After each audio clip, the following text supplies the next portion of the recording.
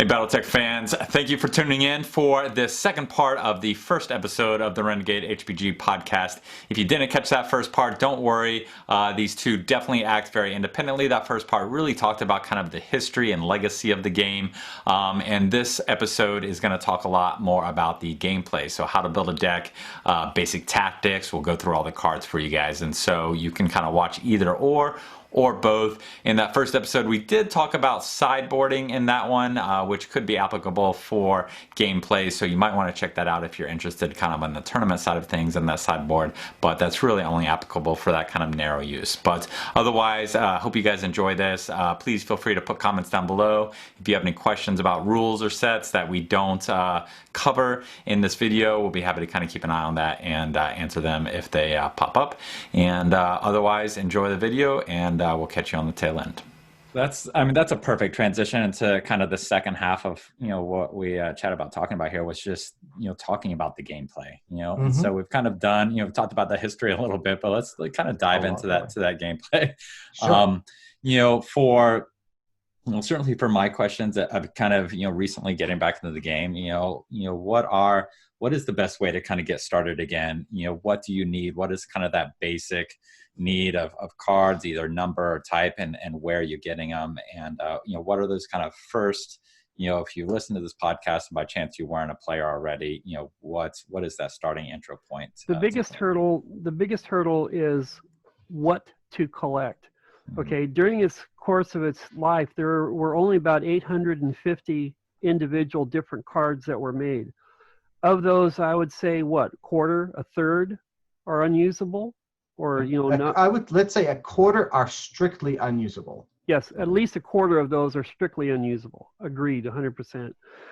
So that narrows down your basic cards. But if you're not familiar with the game, you don't know what those cards are. And so basically you have to try to pick up decks if you can that are pre-made. Those are few and far between. And so you're left with buying, just bulk anything you can, and then trying to figure out on your own. And that makes life difficult. I think you want to speak to two separate players and give them two separate types of players. The first type of player is a player who's willing to try using the computerized versions. And the second type of player is the player who insists on feeling the cardboard beneath their fingers. The first type of player actually has a lot of options, because in the world of computer-based play, there are no card restrictions. You can go on. There's no rarity. Right. You can go to the Facebook group, go to the announcements. By the way, this is a plug. Read the announcements in the Facebook group. I cannot tell you the number of times I answer questions from people new to the group, who the answer to whose questions are contained in the announcements that they didn't read or didn't see. So read the announcements. In the announcements, you will find two separate platforms that will allow you to play the game. One is called Lackey, and one is called Tabletop Simulator. So let's talk about them.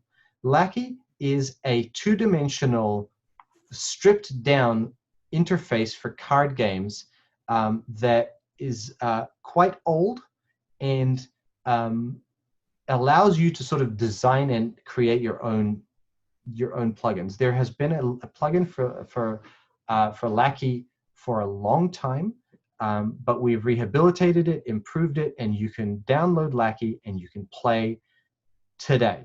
Now, is that link in the Facebook group? It's in the announcements in the Facebook group, yes. And so for people searching, that's Battletech CCG is the name of the Facebook group is Battletech CCG. And then also recommending, new players get into that Battletech CCG trade and sell page if they are fond of having the cardboard in their hands. Right. We'll put links in the show notes for those as well. Now, if you are willing to do this on the computer, what you will find in Lackey is you will find 13 pre-generated decks made by Sillywoods, our very own Mark Roberts, that are all of a vaguely similar level of play and are designed to introduce players to various aspects of the gameplay. So you have 13 decks already there at your fingertips that you can play with. And from there, building facility with the way the game works, if you want to jump into card collecting, you at least have an idea of what you're looking for, right? What cards work, what cards don't, what factions interest you, and what factions don't. and then we can talk about the actual purchasing, the world of purchasing in a bit. But I also want to give a shout out to the Tabletop Simulator way to play. Now, Tabletop Simulator is a three-dimensional game playing experience that you can get off Steam that gives you access to like a huge range of plugins for playing games from Axis and Allies to Magic the Gathering, or maybe not Magic the Gathering, to Battletech TCG, to Descent, to like just about any board game you can think of. Somebody's made a plugin for like little 3D pieces that you can move around a table. And Tabletop Simulator really feels like the digital equivalent of physical slinging cards, right? Because the cards flip and you can move deck objects around. And you could even do it in virtual reality if you happen to have that stuff. So there are some people who swear by Lackey because it's stripped down and simple and their computer cannot run Tabletop Simulator very easily, or they have trouble with the physical manipulation of the cards in TTS. And there are some people who swear by TTS because it's got more sort of a tactile, more immersive and more of a tactile feel. Now, if you're playing Tabletop Simulator, there are 3 or 4 different plugins for Battletech TCG, and this is a problem. The reason it's a problem is that it makes it hard to bring the community is already relatively fragmented. What we ultimately want is one Battletech TCG plugin, and we want everybody to use it. Right. I have put most of my efforts behind the development of a particular Battletech TCG plugin, which I'm one of the owners of, but I'm not like the primary designer of. You will also find it referenced in the announcements of the Facebook group. And I definitely believe that it is the best one out there. Now, what does the TTS lack? TTS lacks 2 things. The first thing it lacks is a good deck editor. If you want to do deck editing, i.e. you want to do something like, I know I'm playing Comstar and I'm looking for fast mechs that I can put in a Comstar deck. What are my choices? So I need to filter down to fast mechs that are either Comstar or Inner Sphere generic, right? And I don't want to go through all 800 cards. I just want to see the 10 that are available to me. And then I want to cut out all of them that cost 4 or more because I'm looking for something in a particular price range. So I've got multiple filters. There are 2 good places to do that. One of them is Lackey. Lackey has an excellent deck editing experience. The other one is an offline program for Windows called Mordell's Deck Builder. And you can also find this in the Facebook group in the files. It is an old program. I've badgered Mordell any number of times for the source code. He's lost it. So it doesn't, but it still functions. It's a Win32 program. You can probably run it on Apple Macs for however you run Win32 programs on Macs. It's an excellent deck editor. Tabletop Simulator does not have a good deck editing experience because it's not clear how you would filter cards based on traits. If anybody out there watching this is a programmer or someone who wants to help, figuring out how to contribute a deck editing experience to the Battletech TCG plugin is something we would very much love. Drop us a line. But so building a deck in Tabletop Simulator is really going to feel like building a deck somewhere else and then finding the cards in Tabletop Simulator and dragging them to a deck. The other thing that Tabletop Simulator lacks, so I said deck editing. It lacks the pre-generated decks that Lackey has. Now, depending on when you might be listening to it, we may fix that. But as of the time of taping, we don't have those pre-gen decks in the Tabletop Simulator plugin. So that is a quick overview of the online world. And again, if you're okay with playing online, it's an excellent way to start figuring out what cards you care about and what cards you don't, so that when you go to eBay or wherever, you have a sense for what you want. So what about folks that just have never had occasion to play online card games like that? Would you suggest Lackey or would you suggest Tabletop? I would suggest I would suggest you try both. I would start with Lackey. It's a lighter interface. It is simpler to understand how to use, and it has a deck editing experience. It's not pretty. It's never going to be pretty. That's okay. But the and one it's a thing, good place to start. one thing you did not mention is that once you get on either one of these programs, I think it's more lackey though than tabletop, is that you can now see every single card that was made. And so you Yes. can make decisions for yourself, being able to look at all the different cards. For example, there are still, I think there's still 2 or 3 physical cards that I have never actually seen. I'm familiar with them. I know what they say. I know what they look like, but I've never actually seen the actual card. And I've been at this for over 20 years.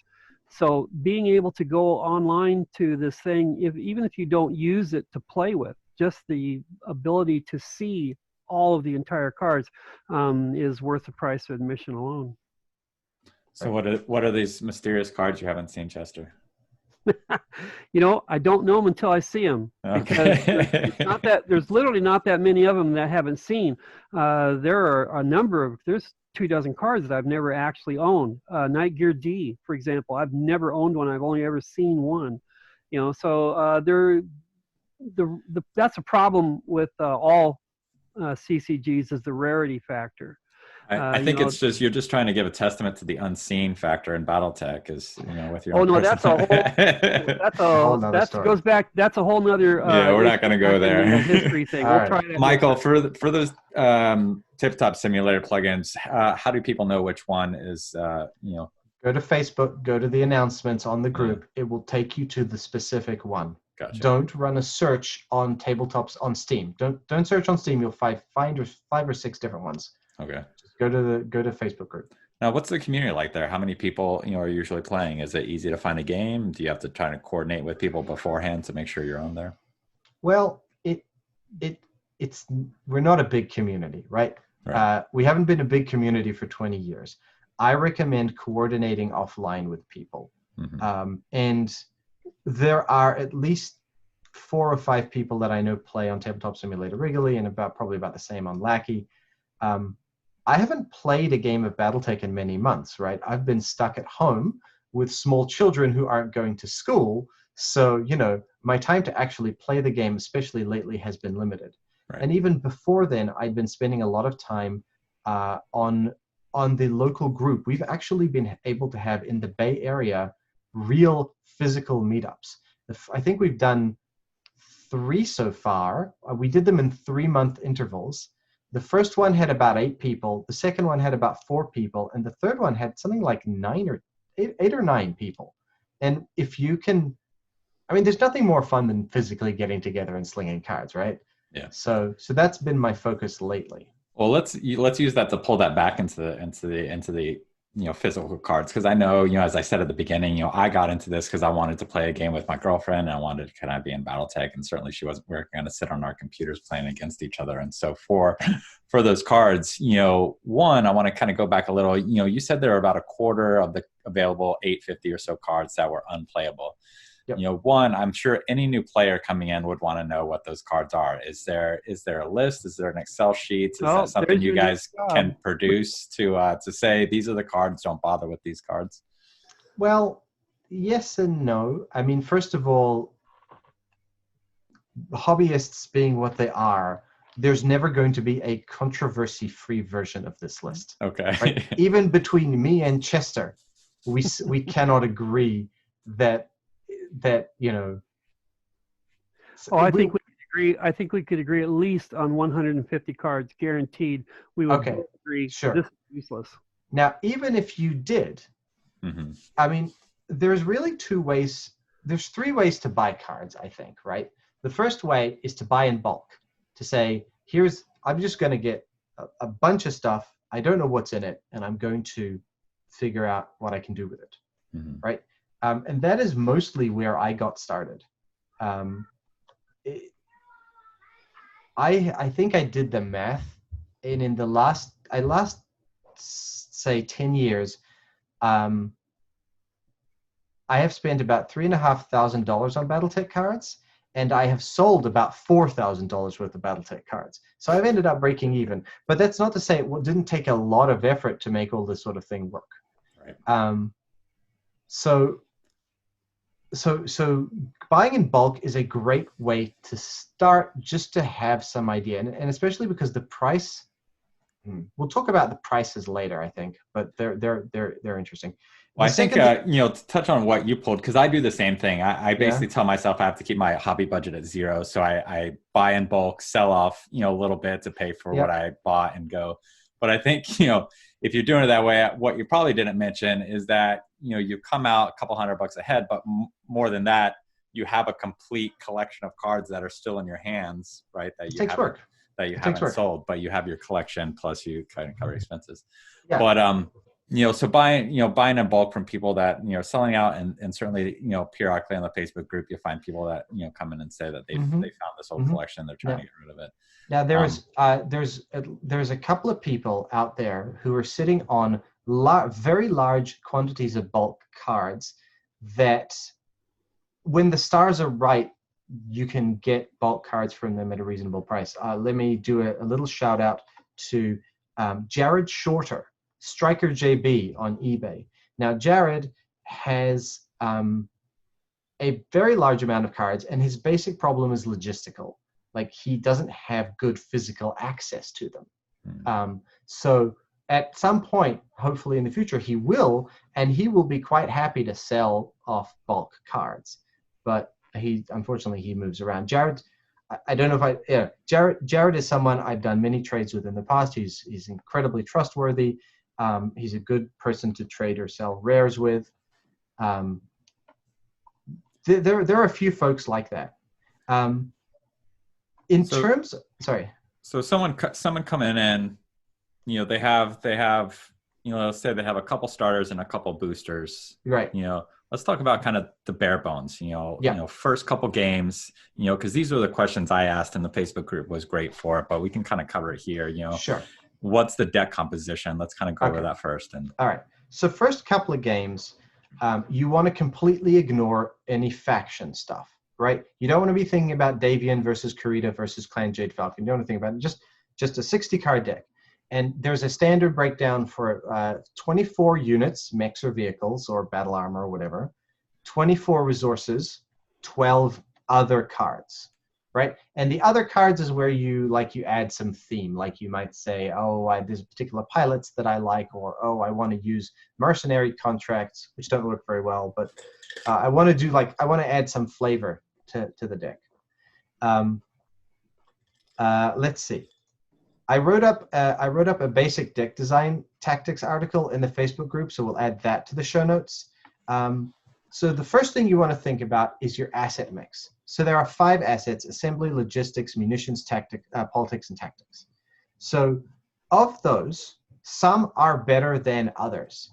Simple fact, right? The 3 best assets are assembly, logistics, and tactics. Munitions has always been the red-headed stepchild. As it were. Munitions, the problem with munitions is that munitions only does, so how do I think about it? So there's 3 things that an asset can do for you. The first thing is that an asset has a benefit in and of itself, right? The second thing is that an asset allows you to pay the buyouts for your mechs, and so it allows you to have mech choices that you like. And the third thing that an asset does for you is it allows you to play cards that other cards that require those assets. So if you analyze each of the assets, let's think about, for example, assembly. Assembly's benefit allows you to repair your cards. It allows you to pay the buyout costs for a lot of mechs. Many mechs have an assembly cost. And the third thing, like enabling additional non-unit cards, assembly doesn't do much for you there. But nevertheless, so many mechs have assembly buyouts, and you never, ever want to be in a position where you have to pay the buyout. So assembly is important for the simple reason that there are so many, almost all of the best mechs in the game require assembly buyouts, and you never want to be in a position to pay a buyout. Mm-hmm. So without assembly, your mech choices shrink drastically. Okay, so that's one.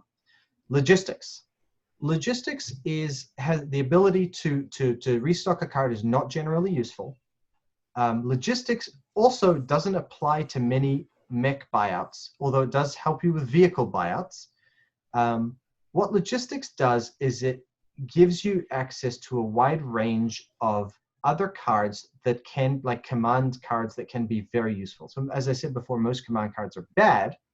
Most command cards that are good need logistics, including a lot of the best stalemate breakers. Logistics is probably the one asset that I would avoid as a beginner, but seriously dive into as an advanced or intermediate player. Understanding how to make the most of logistics is really important for intermediate and advanced play.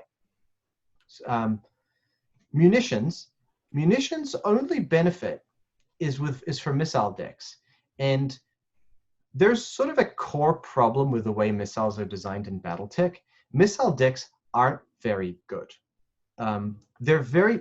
They're like a trap for a beginner. Like a beginner sees, oh, I could build a theme out of this, and the truth is you can, but it generally has a pretty low ceiling of effectiveness.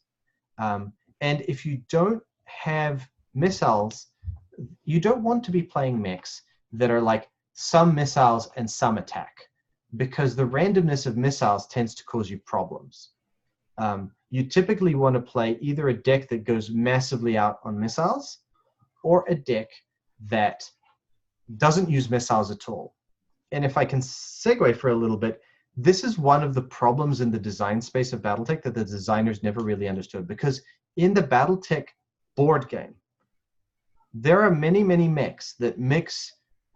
So in Battletech TCG, missile means LRMs, right? Long-range missiles.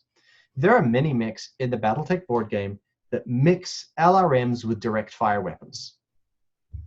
Many of the most efficient mechs and the most loved mechs in the Battletech board game mix LRMs and long-range weapons. But it doesn't work in the CCG. It just isn't effective. You're paying for missiles and they're not useful. So if you're not using missiles, what does munitions give you? The only thing it gives you is the ability to pay the buyout of mechs that require a munitions buyout. And most advanced players will say, I'm just not going to use mechs that require a munitions buyout. I'm not going to use any munitions at all, and I'm going to restrict myself to either mechs that require assembly and or tactics and or logistics buyouts.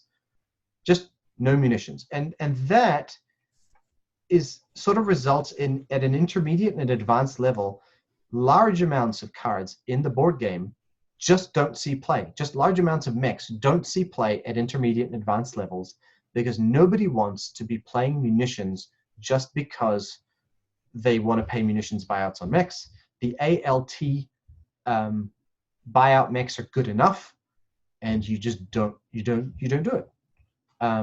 So that's munitions. Next up is politics. As a beginner, steer clear of politics.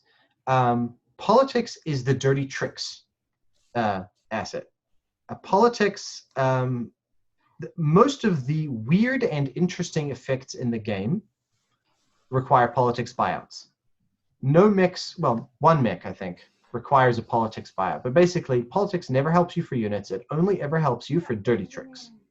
And if you're still trying to master the basic effects in the game, then dirty tricks are not the right place to start. Right. So forget politics. And that brings you to tactics. Tactics is the one asset that you should never go without. The tactics ability to give you 1 point of initiative as a base is incredibly important. Because winning initiative in battles is a very valuable thing. You've got mechs with overheat, you've got mechs with alpha strike, you've got mechs with jump. You want to win initiative. The other thing that tactics gives you is the ability to get around the deployment limit. So in Battletech, you draw 2 and then you get 2 deployments every turn, right? Which means your hand size stays roughly constant throughout the game.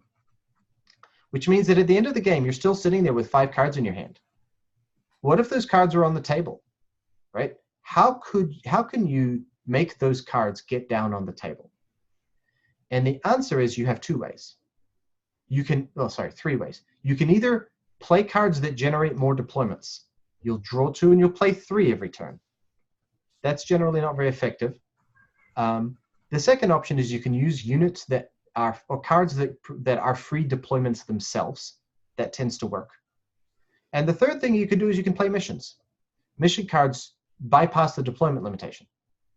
If I'm in a situation where I get into a fight and a mission card means that one of my mechs lives when it would have died, I have just traded a mission card that requires no resources and no deployments for a mech that I would otherwise have had to build a new one, right? So trading your mission cards for the lives of your mechs or for the kills of other people's mechs is an incredible way to get around the resource limitations that Battletech sets up. And if you want to play missions, you need initiative. And if you want initiative, you pretty much need tactics. And so to recap the 5 assets, you always want to be playing tactics. You almost always want to be playing assembly. And you sometimes want to be playing logistics or munitions in a combat deck, as opposed to a dirty tricks deck. I would say that a good starting mix is AMT, where you just lump having the M because the selection of mix that you have is relatively weak, because you just have the cards that you have. If you're a player with 6 of every card, you'd almost never use M in a combat deck because you'd simply have 6 of the relevant mechs that don't require M that are still very good. A classic example of this is the Thor M in Clan Jade Falcon. It's a 2/6/6 moderate with an ALT buyout. It's fantastic because ALT are the assets that you tend to play in an advanced deck that doesn't have a lot of dirty tricks in it, right? An advanced combat deck is typically an ALT deck. So it's a great card. It's a rare from Arsenal. You probably don't have it if you're a beginner. And even if you did have it, you might have 1. Of course, on the computer, you have everything, so that's a different story. But if you're physically slinging cards, you just got to live with what you have, and you end up playing M because you have the mix you have. So I would say, as a beginner, start with an AMT deck. 24 mix. So to get back to the point, 24 mix, 4 to 6 missions, 6 to 8 command cards, whatever you find interesting, 24 resources in assembly, munitions, and tactics. Now, for looking at those mechs, assuming you have more than 60 cards, what are kind of general rules of thumb for this is a good mech, this is a bad mech for those new players? Okay. Well, the first thing you should do is that you should avoid any mech with a large alpha strike, where the alpha strike is large, but also but the attack is relatively large. A classic example of this is the Hunchback 2C, which has something like an attack of 5 and an alpha strike of 5, or something like that. Alpha strike was incorrectly designed in the game, in the base game, and alpha strike costs too much, which is unfortunate. A very good mech with alpha strike is the Centurion 1/6/2 alpha strike +2 for 2/2A. Excellent mech. Or the Saladin, a hovercraft with 1 attack and 2 alpha strike. But most big alpha strike mechs are not worth your time. This is why a lot of the most charismatic mechs, like the Daishi Prime, not the Daishi Prime, like the Kodiak, for example, with its large alpha strikes, not very efficient. The second thing you should avoid is large overheats. Small overheats are a good place to play around as you're learning the tactics, because a lot of it in CCG is, once you get into a battle, is who's got initiative, who's winning the initiative, who's losing the initiative. If I do this overheat, will he point his damage at this mech? But if I can win initiative, I can overheat without hurting myself. Like, high overheats make your life difficult. So stick with low overheats and low alpha strikes. The next thing that you should do is understand that any unit which has an attack of 1 or less is not usually, and I know Chester will point out that there are some times that there is, but it's not usually worth your time. You tend to want to have units with a 2 attack or higher. That's a 3rd pointer. Let's see, 4th pointer. Think about your cost curve. Your cost curve should start around 1 or 2 peak at around 4 or 5 and taper off towards 7 or 8. Having a few mechs that cost 10 or 11 or 12 is good for breaking stalemates, and we should talk about stalemates later. But generally speaking, you'll be doing most of your fighting with mechs that cost 2, 3, 4, 5, and 6 resources. You need to have fast mechs in your deck. Right. Yeah. You should have at least 6 fast mechs in your deck, ideally ones that have a reasonable amount of structure and armor. A good example of this is the Fenris Prime. 3+, it's a common from limited, 3+1A +1M +1T for a 1/6/3 fast mech. What's happening there is that remember that mechs can attack slower mechs. So if I have 3 fast mechs down on the table, and you have 3 moderate mechs down on the table, I can send my fast mechs to individually beat up your moderate mechs, and you can't block, because you can only block with a unit that is equal to or faster than the attacking group. Having a fast mech screen is very important so that you can play defense against a deck with a lot of fast mechs. Right. And so, I had one question I want to pull back, but I didn't want to interrupt you at the time. Yeah. You were talking about the overheat, avoiding high overheat and high alpha strike. Is there a ratio? So is it 2 overheat for 1 attack? Ignore that because it's not worth it. 2 for 2. Like, is there? Okay. So generally speaking, if the overheat cost is higher than the attack bonus, you're rarely going to use the overheat. Okay. And if the overheat cost is lower than the attack bonus, you're almost always going to use the overheat. Unless it's something weird like overheat 4 + 5, in which case you have a serious chance of destroying yourself with your overheat if you're not careful. But like a overheat 1 + 2 is vastly more valuable than an overheat 2 + 1. Gotcha. And then the relationship of overheat value to your armor, is that worth considering as well? Yes. If your overheat value is such that, so let's back up. When you're in a battle, which is more than like a one-on-one, the good tactic is to concentrate fire. So in Battletech, the board game, if I may segue, in Battletech, the board game, there's this remarkable effect that as you beat up your opponent's mech, they sort of lose limbs and weapons, and they generally become less effective at hurting you the more damage they've taken. Right. In Battletech, the card game, this is not true. And it's really important. A mech like a Masakari, which is a 3/10/8 that has 9 structure damage on it, it's limping along and requires 1 more structure damage to kill, is going to do just as much damage in a fight as one that is pristine.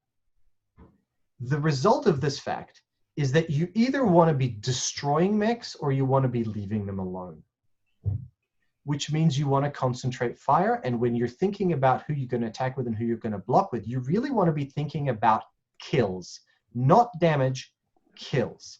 And it's a difference in perspective. Right.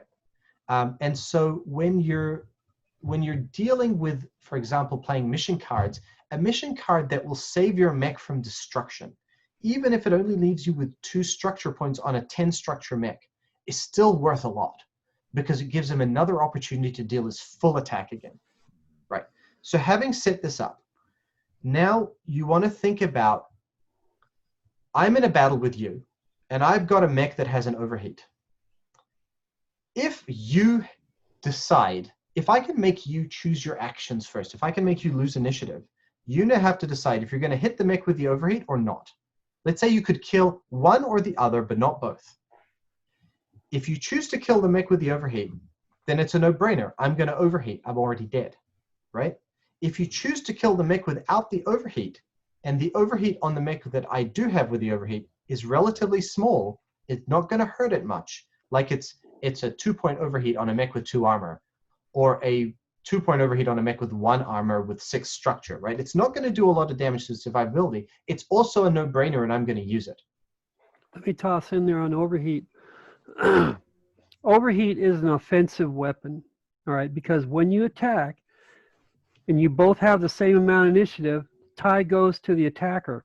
That means whoever loses initiative, and that's usually the defender almost always, you have to assign all your damage to me before I have to assign any damage to you. You have to make all your decisions before the other side has to make any decisions. That's right. So you go ahead and put all your stuff, you assign all your damage on my guys. If you don't put any damage on the guy that has the option to overheat, then I'm going to overheat, because normally my armor is going to make that not going to hurt me at all. If you put all your damage on a guy, whether I overheat him or not, he's going to die. I'm absolutely going to use the overheat option. So the timing goes into a lot of whether or not your overheat is going to be effective or not. So that's one thing to keep in mind. That's why the turn structure of a battle is so important. You go through the process of initiative. So who has initiative? Because whoever loses it has to apply all their damage first. They're at a disadvantage. Right.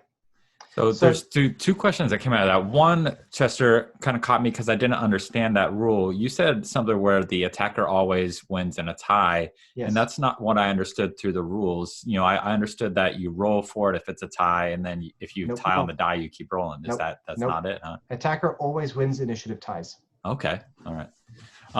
And then the second question was going back into that the strategy or the tactics of deciding, you know, where to put your damage on a mech with overheat. You know, where's the balance between saying, well, this mech has an overheat. If I destroy him, then he's definitely going to overheat and do that extra damage, versus maybe I want to leave him with one structure left to disincentivize that overheat. But then it goes back to what you were saying of you want to destroy mechs, you know. Yes, so it is that's right. So if you leave me with a choice that says if I overheat I die, and if I don't overheat I don't die, then I'm going to ask myself the following question. If I overheat, does that make the difference between me scoring an extra kill or not? Mm-hmm. And if the answer is yes, my overheat will kill my dude, but it will score an extra kill, then then it depends. I'm going to have to look at the situation. I'm going to have to look at whether my death is worth the kill, etc. Right? If the answer is no, my overheat won't score an extra kill, I'll just keep my dude alive. Right? And depending on the state of the game, I might end up being able to repair him over time, or even if not, he'll have one more opportunity to deal his base attack plus his overheat in his next fight, where he will inevitably die. Right? Or if he lives, even if he can't be effective with, you know, all but one damage count, all but one structure damage left, I can always put him to guard, okay, and he then becomes a chump blocker. A chump blocker is a blocker that is not expected to survive the fight and is merely designed to prevent the attacking group from hitting its target. Right. Yep. It's a speed bump. Yeah. So yeah, you would never do that. Now, where this becomes relevant with high overheats is in a high overheat situation, you've got a dude. First of all, high overheats are expensive. Like in terms of the resource cost of the mech, they're expensive. Like there's the Cyclops where it has an overheat 4, but you only get +3 damage. Right, but you're paying almost huge. You're paying it's expensive.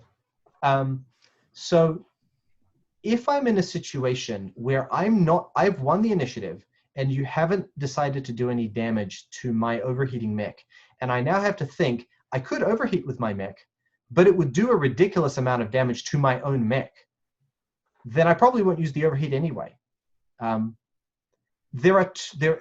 place you want to go to see this utter ridiculousness in action is the Black Hawk Prime, right?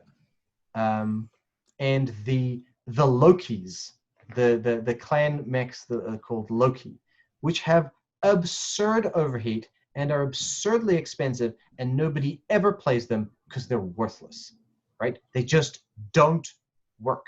And you know what? In fairness, they don't work in the board game either. Yeah, that's how they're designed, right? Yeah, they're what we call fast burners. Yeah. Okay, because they get out there and they hit hard and they hit big, but they die quick. But here's the point. They're not worth the resource cost. I'm not going to pay 10 resources for something like a 177 with an overheat 4+5 moderate, where I can play 10 resources for a 3-10-8 slow who's going to get to deal his 8 damage again and again and again and again. Right. Now, to get to the last piece, which is the Alpha Strike piece, You only ever use Alpha Strike for 2 reasons. One, if you lost initiative and your mech's going to die. If you know your mech is going to die, you should Alpha Strike for sure. And the other reason is to score a kill, depending on the quality of the kill. Because what happens when you use Alpha Strike is you forego a whole turn's worth of use out of that mech, which means you forego all of the damage, the base attack damage that mech has. So let's consider, for example, a hypothetical where you've got a mech with an attack of 8 and an Alpha Strike of 2. Getting that extra 2 points of damage means you're giving up on 8. That's a lot to give up on.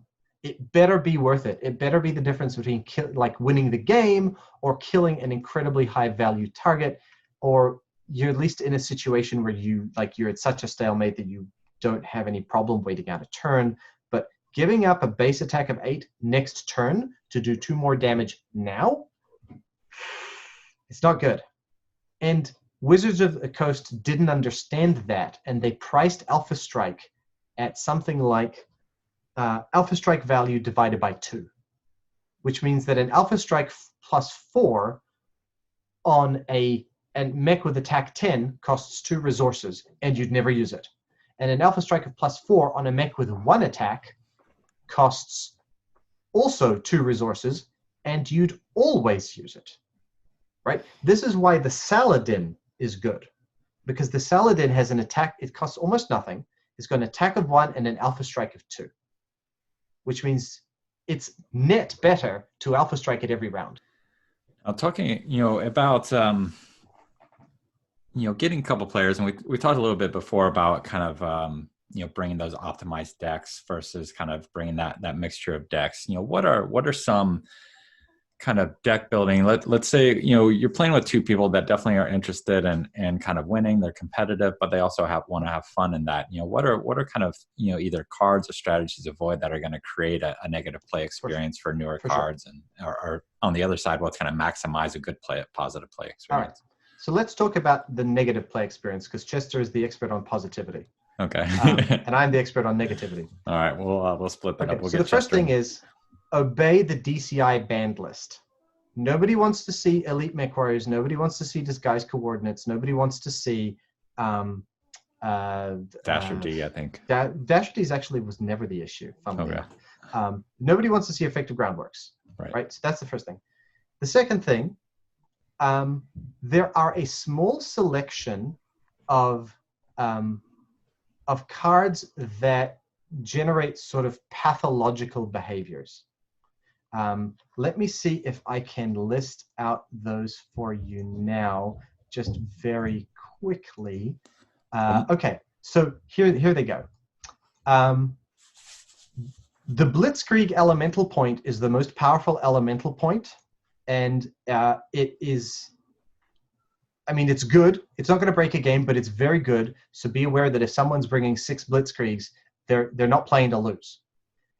Secondly, Solaris Contacts can cause problems. Solaris Contacts is a way of playing pilots without paying their resource costs or their deployment costs. A deck which uses the Star League to gain access to a large number of unique, extremely expensive pilots like Kai Champion of Solaris or Victor Steiner Davian or Aris Sung, and then plays them for free with Solaris Contacts is not a good time.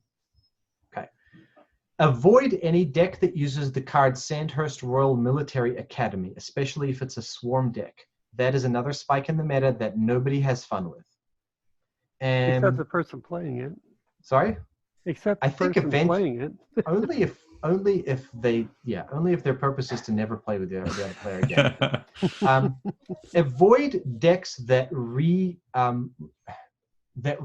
Task Force Serpent over and over. That's a unique card from Crusade that allows you to pull a whole bunch of cards from your deck.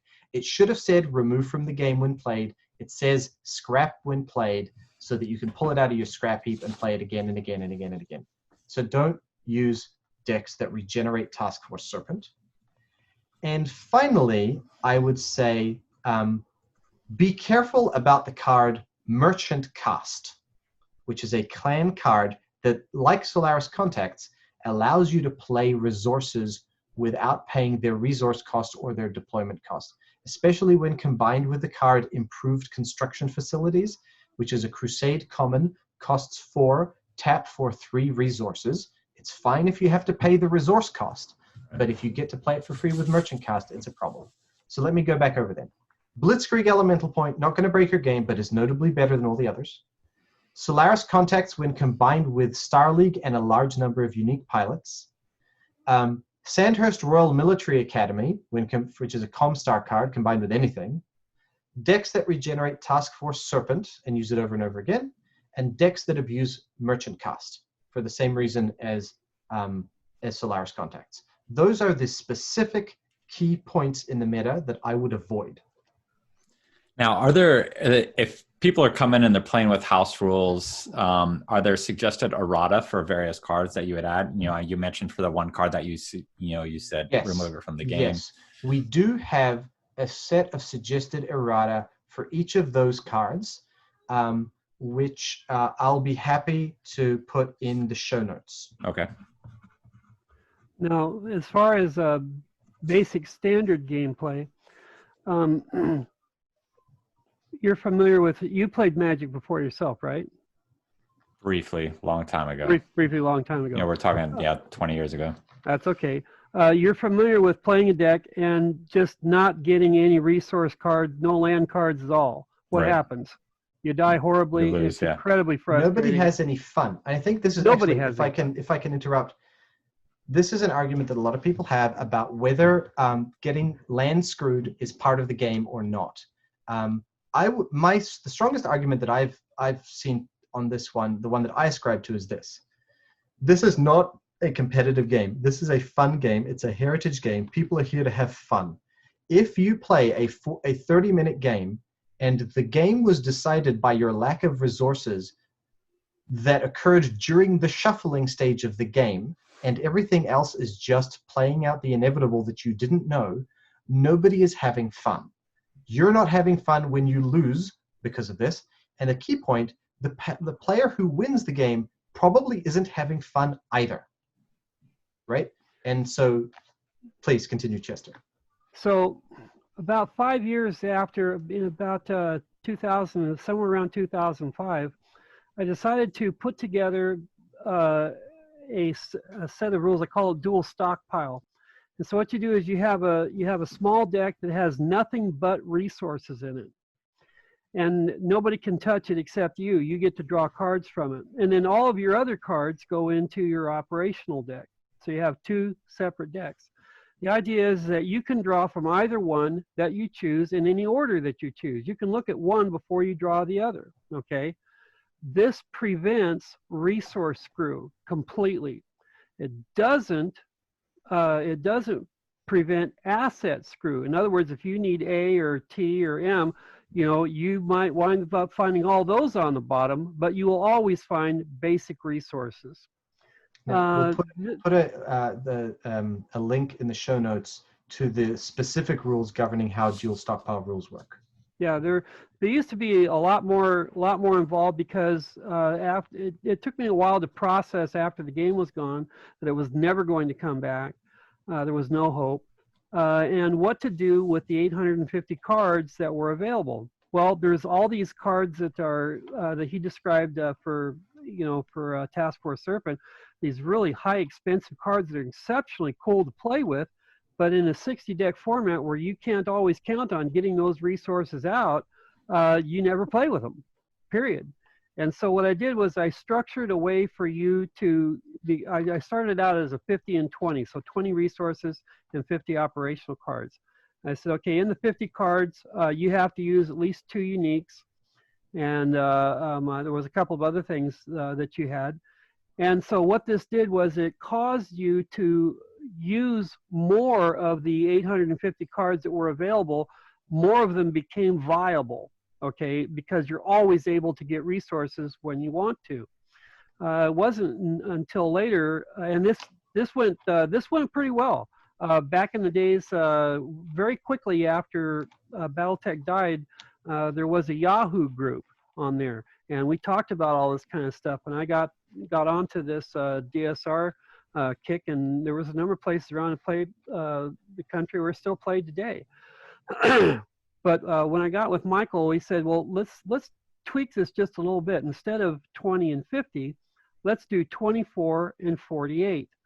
And what that does is, in any, excuse me, if you run across somebody that's not familiar with the dual stockpile rules, if you just simply take out any 12 cards out of your operational deck, you put them together with the 24, bam, you're right back at 60 cards and you got a standard deck. You never have to shuffle between one and the other. Wow, that's a great idea. I hadn't thought about it.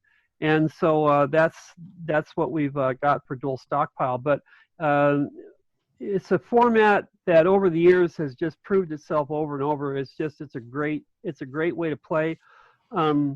It's very difficult for you to get slammed out, in the first few turns. It can still happen, but it's a more fun way to play. And now with the whole idea that, I just take out 12 cards, boom, I'm right back to the standard. It's the ease of play of deck building actually remains. So what's the win condition there? Is it people just have to deplete your operational pile, or? That's right. Yes, that's right. Exactly it. You can't go after their resource stockpile. Okay. But and so there are some odd little things, like, so if you get down, you've only got like 3 cards left in your operational pile. You're not drawing those anymore. Right. You're drawing strictly from the other, but you're going to run out of those too, and that usually means that you're in some kind of a weird stalemate. And when you're feeding, if you have logistics, are you able to just feed resources back into your operator? Yes, you can. It's one of the little corners. There's a lot of things in DSR that look like they should make a difference, but don't. So one example is this whole idea of preserving life by not drawing operational cards and only drawing resource cards when you're down to 3. People say, well, that changes the game. It actually doesn't, because any player who's on the back foot and is only drawing resources, still going to lose, right? Yeah. And the other one is it does change the size of the stockpile from 60 to 72, but typically you don't draw your entire resource deck anyway. So typically at the end of the game, you still have maybe about 12 cards in your resource stockpile. So the length of the game is actually about the same as well. Mm-hmm. It works remarkably well. Although I will mention that there are some strategies that don't work anymore. Most notably, any decks that are built around resource destruction simply don't work in DSR. And there's 2 kinds of decks of those. One is like resource hunter decks, like Jade Falcon Elementals, where they can do 7 damage to resources. And then you won't draw any more resources because it's a regular 60-card deck, and then you lose. That doesn't work anymore. And the other one is like strategic bombardment decks that are designed to bomb out your resources. They don't work anymore either. But it's a small price to pay. Actually, one additional point I wanted to add to the deck design thing that I just remembered that's important. Battletech has a magic number, and that magic number is 7. And that is the amount of damage that you want to be doing, because 7 damage is enough to destroy a resource. 7 damage is enough to destroy most command cards. 7 damage there's a lot of mechs that are like 1/6 or 2/5, and a lot of the best mechs are 1/6 or 2/5, the Fenris, the Centurion. So the sweet spot for attack is 3s and 4s, right? You go too far below that. 2 is acceptable on fast mechs, but it's not really good for line mechs. 1 is not acceptable. And once you get to 5s, 6s, and 7s, you're starting to talk about your more expensive mechs that come out less often. But generally speaking, try to make sure that your combat combinations, which is like you take a look at all the mechs in your deck, and you're like, you put them together in different combinations. Like this guy might be going on a mission with this guy, and you try to make 7 as much as you can. It's a neat little extra trick there.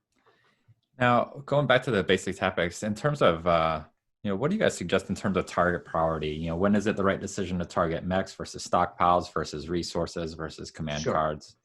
Okay, I'll take this one. So if you're targeting resources, you should only be targeting resources in one of 2 situations. Sorry, 3 situations. The first is if your deck is really built around denying your opponent resources and you're not playing dual stockpile rules. right? And then you're actually trying to run them out of resources. The second is if they have, let's say they've got 6 or 7 resources out, but they've only got 1 assembly and all the rest are tactics, right? They're playing an AT deck and they got 5 tactics out and 1 assembly. Well, if you take out that 1 assembly, obviously if they had more assemblies, they would have played them instead of playing the tactics, right? But if you take it out, now they're having to pay assembly buyouts again, right? So that's the second reason. And the third reason is if you're dealing with resources that do superpower stuff, like, for example, improved construction facilities, right? It's a single card that taps for 3 resources. Those are targets. So that's when you attack resources. Now, attacking command cards, you've got, okay, so you want to think of, when you attack, you want to think about this, right? If you can attack and get through, and the target is worth killing, and the retaliation is something that you can manage, because remember, if you tap all your mechs, they're not available to block, and the opponent is going to untap all their mechs, and then they're going to come for you, right? If that you can destroy the target, and you can handle whatever retaliation is going to come due to the fact that you're going to have some tapped mechs on the field, and the target is worthwhile, you should destroy it. Like, for example, if somebody plays Melissa Steiner Davian, you should destroy Melissa Steiner Davian, right? 2P, tap, scrap a card from your hand to take any card from your scrap heap and put it in your hand. She can turn any card in her hand into any card in a scrap heap. You think you destroyed that thing? You think you put in a lot of effort to blow it up? He can pull it back and play it again. Melissa Steiner Davian must die, right? And it's worth putting effort into a target that valuable. On the other hand, if the person played like a training facility, which gives all of his pilots +1/+1, right? What's more valuable, 6 damage on a training facility or 6 damage on the deck, right? It's probably 6 damage on the deck. So that's the second consideration, like the target's value. The third consideration is the extent to which you're trying to generate fights. Now, one of the best things to do on the tabletop in the CCG is set up situations where your opponent is making bad trades, right? Where your opponent loses 2 mechs and you lose 1. Or when your opponent loses a big mech and you lose a small mech. Any time that you can set up a bad trade for them, a good trade for you, you should do it. And this comes up, for example, when you're thinking of attacking mechs. If I have 13 points worth of fast damage that I can put on a Masakari, which is a 3/10/8 slow mech, and nobody's going to block me, that 8 damage that the Masakari is going to do is probably going to kill one of my guys. Like, let's say I've got 4 Fenris Primes with a little pilot to get to 13 damage, whatever. I'm going to lose a Fenris Prime that costs 3. And he's going to lose a Masakari, which costs 10. That's an unfair trade. If I can make that trade happen, I should do it. If I'm winning, if I've got 5 mechs out and you've got 3 mechs out, I'm even cool with even trades, right? Because at the end of the day, I'll have 2 mechs left standing. And so you want to think about what's happening on the table. To what extent will your choices in attackers generate a response in your opponent that is going to be what you want it to be, right? To generate those uneven trades. Because Battletech is prone to a problem of stalemating. And the problem of stalemating is really important, and I want all the viewers to understand what that problem is. Let's imagine that we're in a situation where I play a mech and you play a mech, and I play a mech and you play a mech, and I play a mech and you play a mech, and the table grows, right? I've got 4, then 5, then 6, and you've got 4, then 5, then 6, and we look relatively evenly matched. Attacking is a disadvantage. Why? Because I have to show you what I'm attacking with before you decide what you're blocking with. And so I've got a situation where if I attack with 1 guy, you might decide to block with 2 guys and create an unfair trade. If I attack with all of my guys, you might decide to block with 1 guy, and then all of my dudes are tapped. Next turn, all of your dudes untap and you attack me. There's sort of a fundamental problem with it being disadvantageous to attack And the more mechs appear on the table, the more that situation happens. You can think of it like the First World War. You settle into trenches. A lot of the best decks in Battletech CCG are designed around never getting to that point. They're designed to put enough tempo pressure on your opponent that they can never get off the back foot. A lot of fast decks, and by which I don't mean decks that have fast mechs, but I mean decks that play fast, are designed to avoid like hell a settling into a stalemate. And this is especially true of swarm decks. If you can settle a swarm into a stalemate, you're going to win. Why? Because you've got 6 resources on the table and they've got 3 resources on the table, and every turn you're drawing 6 or 8 resources worth of mechs into your hand, and every turn they're drawing 2 resources worth of mechs into their hand because they run out of steam, right? If you can get a swarm deck into a stalemate, you're going to win. So they want to keep it fluid. But if the stalemate starts to set in, you have a problem. Both players have a problem. And that actually kind of becomes a little less fun. And so what you want to have in your deck is you want to have cards that break stalemates. I'll give a few examples.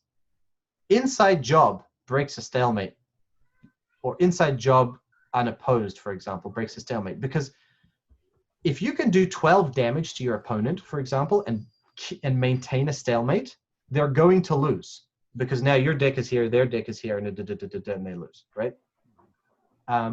Double time offense from Counterstrike, one of the few good Counterstrike cards, breaks stalemates by allowing you to untap mechs. So you do something like, I've got 8 counters on double time offense, and my opponent thinks, oh, he's just building a large mech.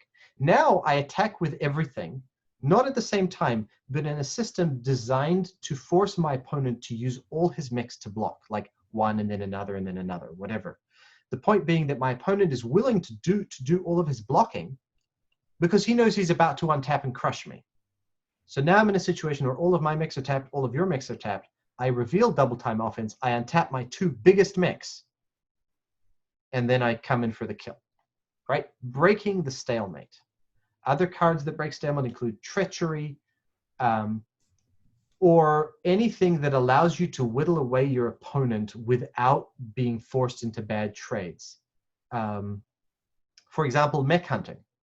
If I've got sufficient mechs that you can't really attack me effectively, but my lights have, or my fast mechs have free reign to start picking your dudes off, I'm going to break the stalemate over time. Right. You asked a question about what is the best way for new players to learn the system, and to get the fundamentals of deck building down. There's nothing faster for accelerating that process than playing the game. Whatever deck that you've got, play it at least 2 or 3 times every sitting. Because every time you play it, you're going to learn something either about the rules or about what the capabilities are of the cards that you're playing.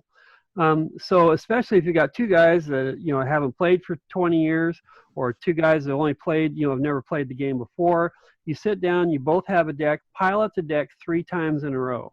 Okay, you will learn so much. If you have time, then switch the decks. Okay, and do it that way. But once you've got just playing one deck one time, okay, and you and an hour goes by, and you go, okay, well, let's go try something else. No, you need to play it as many times as you can, and that will help your deck building and your game understanding faster than anything that we can tell you here. Right, and you'll come across learnings like, well, I played that command card for 3, but actually I would have rather had this mech. Or, well, I played this mech, and they cost about the same, but this one did a lot better. I wonder why that is. And to add a third thing, so deck building, you said the capabilities of your cards, but here's the third thing. Battletech CCG has a much larger decision space at the time of game play than Magic. Magic, you spend a lot more time designing your deck, and then once you design your deck, like the decision space on the table is more limited because the choices that you have are fewer.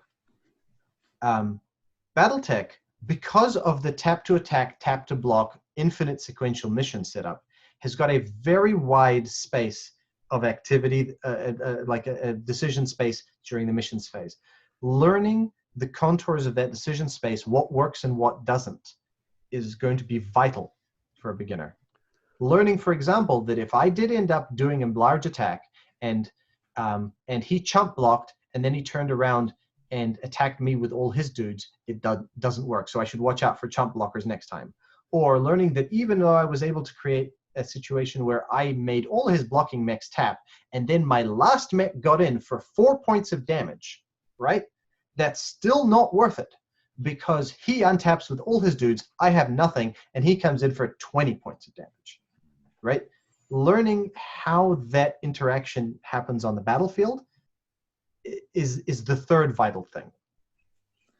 And now when, for that target selection, when is it helpful to target mechs under construction and make that decision? Is that a viable? It's never viable to attack mechs under construction unless you're very early in the game. Okay. The classic move is, I play first, I play down an assembly. You play second, you play a resource, you tap it, you put a card under construction. I play next, I play another resource, tap those two resources, play a dasher, and then I have a choice between laying 3 points of damage on your deck or destroying your card under construction. I should destroy your card under construction. Because at that early stage, the card that's there is worth more than the few points. Like, those 3 points of damage are only going to be meaningful at the end of the game, but destroying that card under construction is meaningful right now, right? That's just about the only circumstance. And by the way, this happens a lot. People get very upset about it. If you know your opponent is playing dashers and you know that they went first and you go second, think twice before you play a resource, tap it, and you might just play 2 resources down instead. But apart from that sort of situation, because remember, construction counters are actually really tough. It's right. 2 attack per construction counter, and then 1 more attack to destroy the card. So if the thing has got 1 resource on it, it's probably worth doing. If the thing's got 2 or more, it's not. Unless you think whatever the card that person is building is a scrap when revealed command card. If you don't think it's a unit. So for example, let's say there's a 10-point card down on the table being constructed, and you don't know if it's a Daishi or a double time offense. And you're more afraid of the double time offense than you are of the Daishi, which you should be. Sending something to plink 1 point of damage into it, or even 0 points of damage, as long as you're unblocked, the card is revealed. When the card is revealed, if it says scrap when revealed, it is scrapped with no effect. Right. And that can be particularly useful. There are decks that like to basically defend themselves while they build 40-point. The card is called Corridor of Fire. It's effectively like a Magic's Fireball. So they're building 40 resources on top of a Corridor of Fire. But if you sneak 1 guy in there and reveal that card, it will scrap with no effect. And that is what those decks are afraid of. They have to prevent you from hitting it even 1 time. And then how vigorously do you want to defend your stockpile? Is it, defend damage at all costs? When is keeping a mech alive more important than? It's not defend damage at all costs. If I could take 5 damage, or I could destroy for free a mech that you have that deals 5 damage without getting hurt, I would destroy the mech. Because that mech could come in and hit my stockpile again and again and again in subsequent turns. Most of the time, tabletop superiority leads to victory, and tabletop weakness leads to defeat. And so if I can drop 10 cards from my stockpile to generate real tabletop, like unchallenged tabletop superiority, I would do it. Unless the game was so close to ending that would make the difference. Like, if I was down to 20 or fewer cards in my stockpile, I would not trade 10 points of damage for tabletop superiority. But above that, I absolutely would, because I can delay my own death sufficiently to beat you down. Now, yeah, Battletech tends to be a lot more forgiving of losing cards off the stockpile. In some ways, it does reflect Magic a little bit that way, in that I'm willing to take a few hits if I know I can come back and do other things or cause you more problems or more damage that will prevent me from losing life later. So in that, there is a reflective type of strategy there, but it's a close thing. You have to have board awareness. You have to understand, what's he going to come after me with? How much can I afford to take? Sometimes it's worth it to take the extra damage to your stockpile if you can kill something on board that's going to cause you way more problems on down the line. So sometimes you want to gang block and let the smaller guy come on through. It's a situational awareness thing that you learn by playing. Yep. The more you play, the better you get. It's that way with any game. In a typical game of Battletech, you should model yourself as having somewhere between 25 and 35 hit points, because a typical game of Battletech lasts between 10 and 15 turns. Very fast games can end in 6 or 7, but that's rare.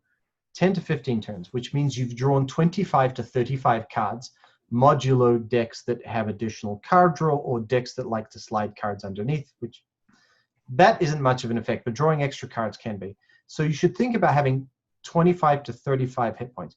If a Magic player would be willing to take 10 damage to generate table supremacy, right? That's not an unreasonable thing to do.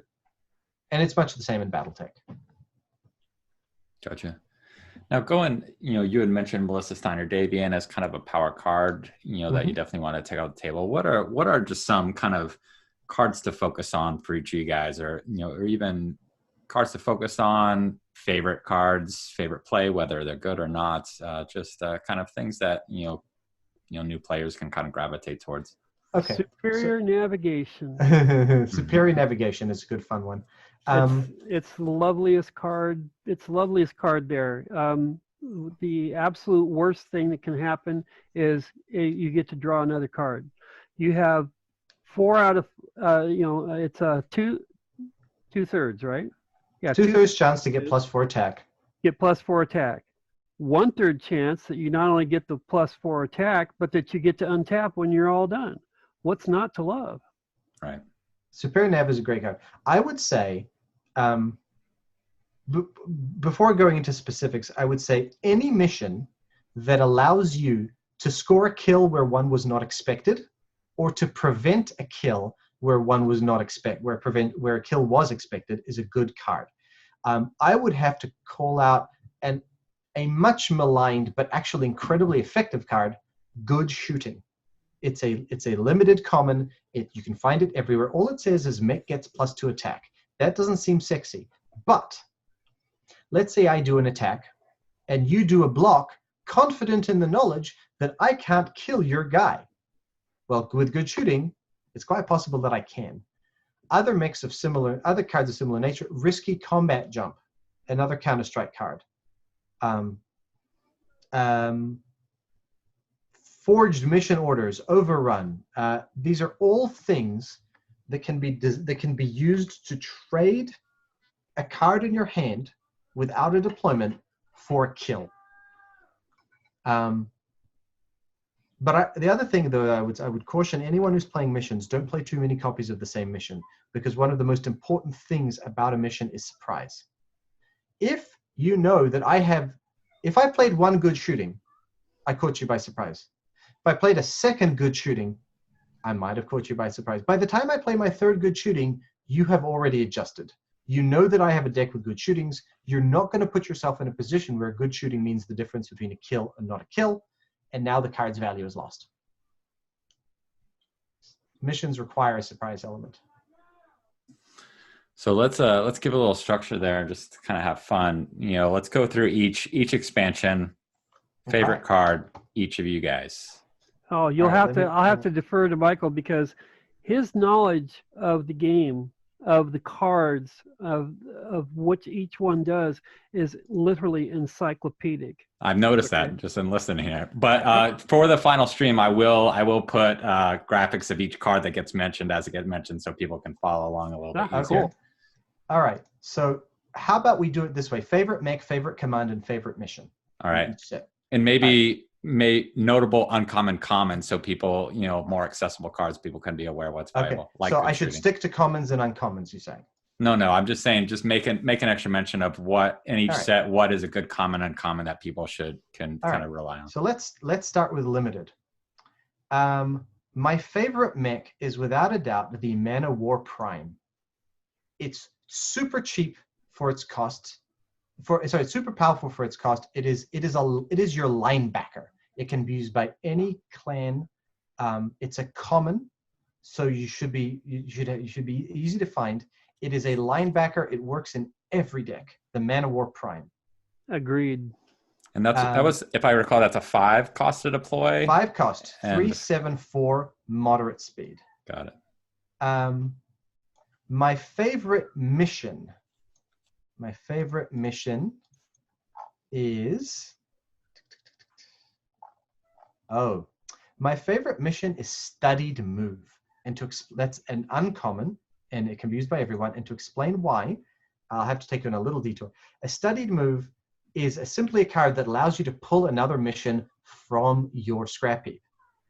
If you have tactics in your deck and you have a single jump capable mech, then having a Studied Move in your hand means that you can play any mission in your scrap heap in any fight, because you jump to get to 2 initiative, you play Studied Move, you grab the other mission card, then you immediately play it.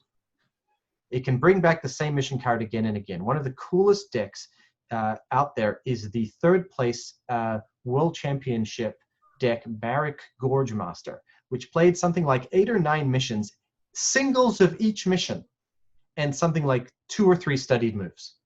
And the intense variety and surprise factor is incredible. Okay, so that's missions.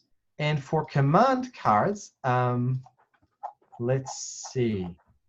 For command cards, what jumps out? I think I want to say Melissa Steiner-Davian. I know she's Steiner only. I know she's unique. She's hard to find. But anytime Melissa hits the table, you have to kill her. She's just so good. She's worth. Yeah. Go ahead. She's worth playing without politics, which makes her cost 4. That's how good she is. Yep. One nice thing about having cards like that out on the table is that they are must-kill cards, which means all of attention to your stockpile has been diverted. And so you get a couple turns for free with them going after that card and not your stockpile. Which set does improved construction facilities come in? Crusade. We'll get there. Crusade. Okay. Okay. All right, so let's move on to Counterstrike. Counterstrike mechs. Here's the problem. They suck. Counterstrike's mechs are poor. They're just poor. So I'll go with one that's marginally useful in certain circumstances, the Gladiator D. It's an uncommon, Ghost Bear only, 11 cost, 3/10/9. What's so great about it is it has no asset buyouts, so it's incredibly versatile. It's a great stalemate breaker. One of the ways you break stalemates is just by having a few really large mechs. It's a great stalemate breaker. I have a deck that combines Gladiator D with Inside Job unopposed. It's quite a bit of fun. That's mean. It is mean. It's got a very high base attack. All right. Missions, you're actually pretty spoiled for choice. Chester's already named Superior Navigation, and I've already named Risky Combat Jump. But for me, they're both intensely good. And the third one that I would go with is Overrun. Overrun is the way you deal with the idea of a chump blocker. You attack with 3 or 4 mechs, and then if they block with a lot of dudes, then you get into a fight, which is probably what you wanted. If they block with one guy, you might use Overrun, and you take no damage, and you've basically traded a mission card for a mech, because Overrun allows all your guys to untap after that fight. But yeah, those 3 missions are all great. Superior Nav, Risky Combat Jump, and Overrun. Overrun's common, so it's not hard to find. Now, in terms of commands, the one command that you tend to find in every single deck from Counterstrike is Black Market Connections, which is a cut rate Melissa Steiner Davian. It's an uncommon, it can be used by everybody, and the only real difference between that and Melissa is that you can have multiple copies in the deck, and it trades 2 of the cards in your hand for 1 in your scrap heap, not 1, which means it's not sustainable to use long term. But everybody plays it. Chester, do you want to throw in any additional counter strikes while I pull? I don't know the cards by the right. by the expansion. Well, All right. To give you a fighting chance here, Chester, because Michael knows the expansions. Are there any that pop up? You mentioned one from Crusade that you like. So, irregardless of what set, what are a couple favorite improved cards of yours? construction facilities. It costs you 4 to get out. Okay, but when you tap it, you get 3 resources. So the cool thing is you have 4 resources on the board. You put that down. You tap all the 4 resources. This comes up. It's now the moment it becomes active, you now have access to 3 resources. So essentially, it costs you 1 to get it out, and then from there on, it's 3 resources every turn. Now he'll quibble with you on the mathematics. Not quite. The math is slightly different, but I will say it's paid for it at the end of the second turn, and from there on, it's gravy. Right. And the nice thing about it is not only is it allowing you to get stuff out, but it has the most Steiner. You have to kill it. The problem is have to, but you probably should. You probably should. And if they don't kill it, if for whatever reason they decide there's other things I have to do, every turn that it survives is going to punish the other player. It's one of my favorite cards. Yes, absolutely. Cool. All right. So Mercenaries. I want to give a shout out to a card nobody's allowed to play. It's called the Night Sky. It's a card that's so terrifying that it was banned and replaced. You're not allowed to play the Night Sky. Why? Simple. They got the resource formula wrong. It's too cheap. It's like 1 or 2 resources too cheap. That's all it is. But that made it so good that you found it. There was a year where I think 4 of the top 8 decks had a full complement of Night Skies. It was silly. The Night Sky Revised is fine in Commander's Edition. But if we're going to go without the Night Sky, I would say that the Stealth. The Stealth was the first time that the Inner Sphere had large, fast mechs. And a lot of people enjoyed that. It's an uncommon. It's not a very good one compared to some of the ones that come later, but for the first time, the Inner Sphere had an answer to the Fenris. Cool. So that's units. Missions from Mercenaries. Okay. Missions unopposed. Unopposed was an attempt basically to make effective groundwork work correctly. Effective groundwork is a banned limited card. Unopposed is simply gives you an attack bonus for your base attack. And when you combine it with Inside Job, you can build a deck around that strategy. It's good fun. And finally, and it's also a common. You notice how many cards that I'm naming that aren't rare? Yeah. It makes it very accessible. Okay, command cards. With a shout out for Sandros Royal Military Academy that you shouldn't use because it's ridiculous. We already talked about that one. I've got to give it to Hidden Reserves.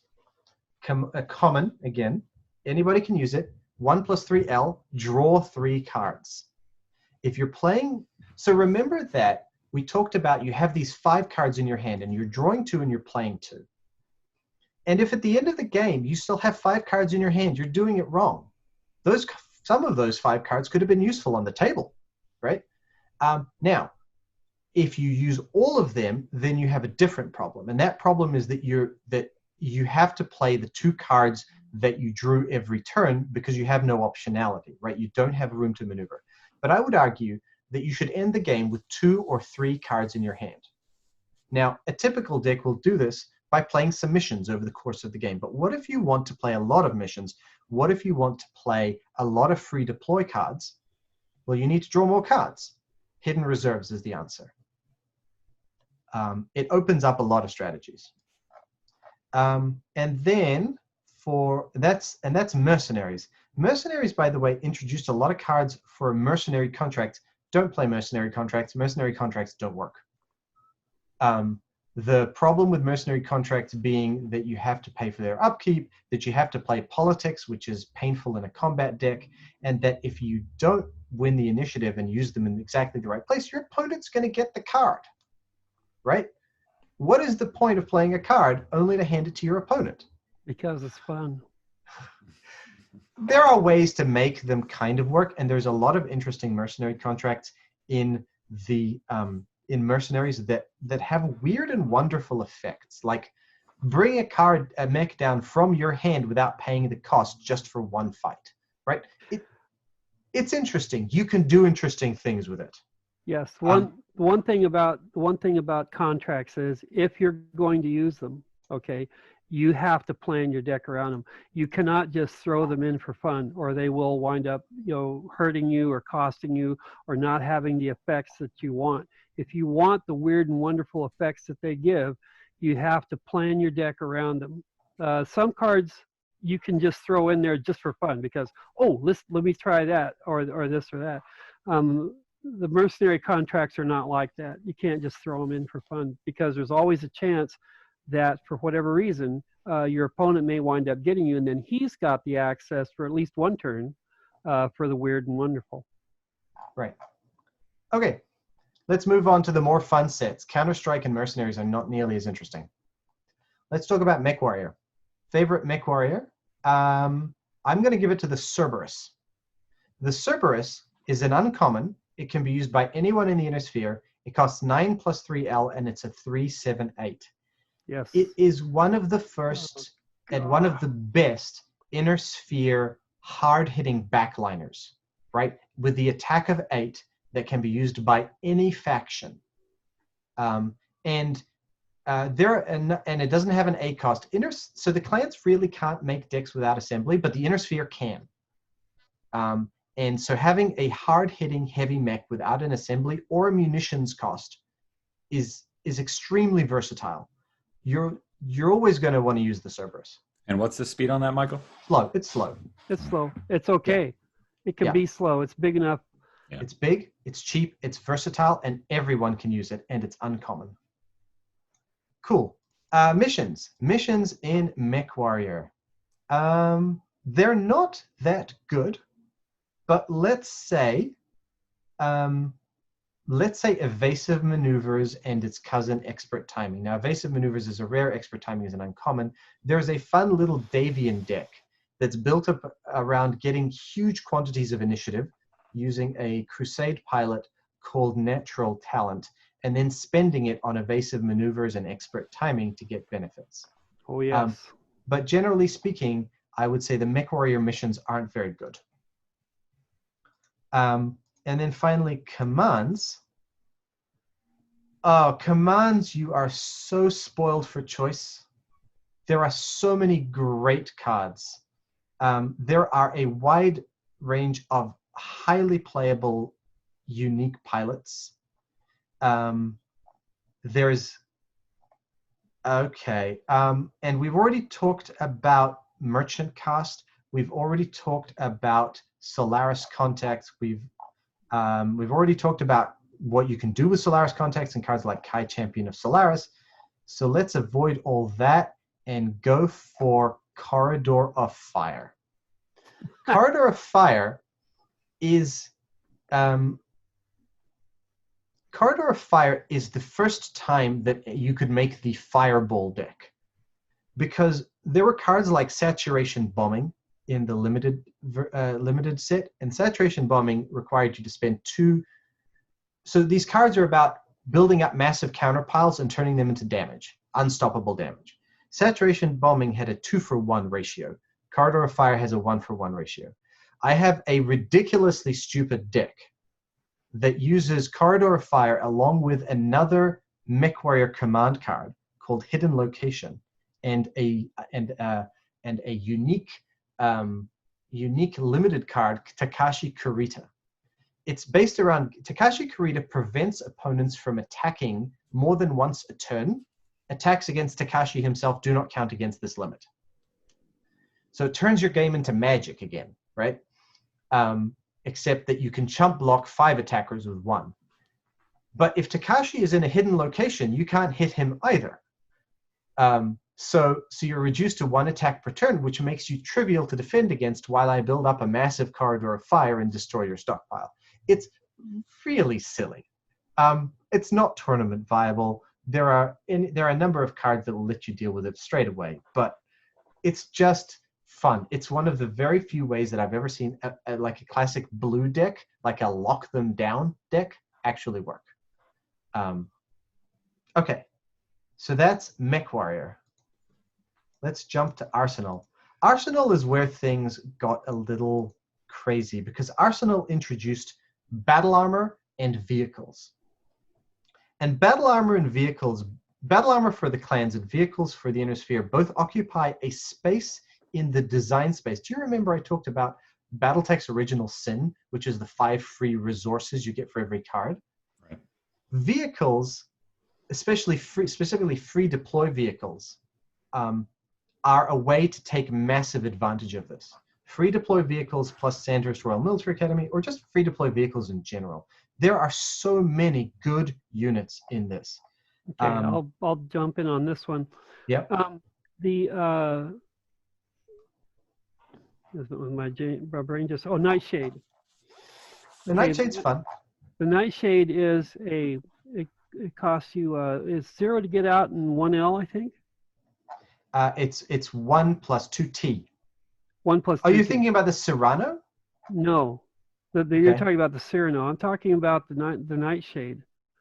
Anyway, as I recall it, the Nightshade, when you put it down, okay, it gets you an additional resource. It gets you additional deployment, and it also has what we call the dash ability. It gets to move out into the patrol region after you've already activated it. So here's what it does. It comes out for free. All right. You're thinking of the Cyrano. Okay, Cyrano, either one. It comes out basically for free. You now still get to make two other deployments, and it hasn't costed you any resources. It also moves out at the same time. So it's fast, and it's a VTOL, which means the only thing that can block it is another VTOL or a guarding mech. If he doesn't have anybody guarding, okay, even if he has fast mech screen out there, you blow right by him. You take one off the top. If you can manage to get a pilot on top of him, okay, it's even worse. If you got one, no, you can't, because he's no pilots for VTOLs. No pilots for them. But you can. He plays very well with Super Nav and other things. So the reason that getting that extra deployment out, think of it as it's a resource ramp, because now essentially I'm getting 3 things I get to put down.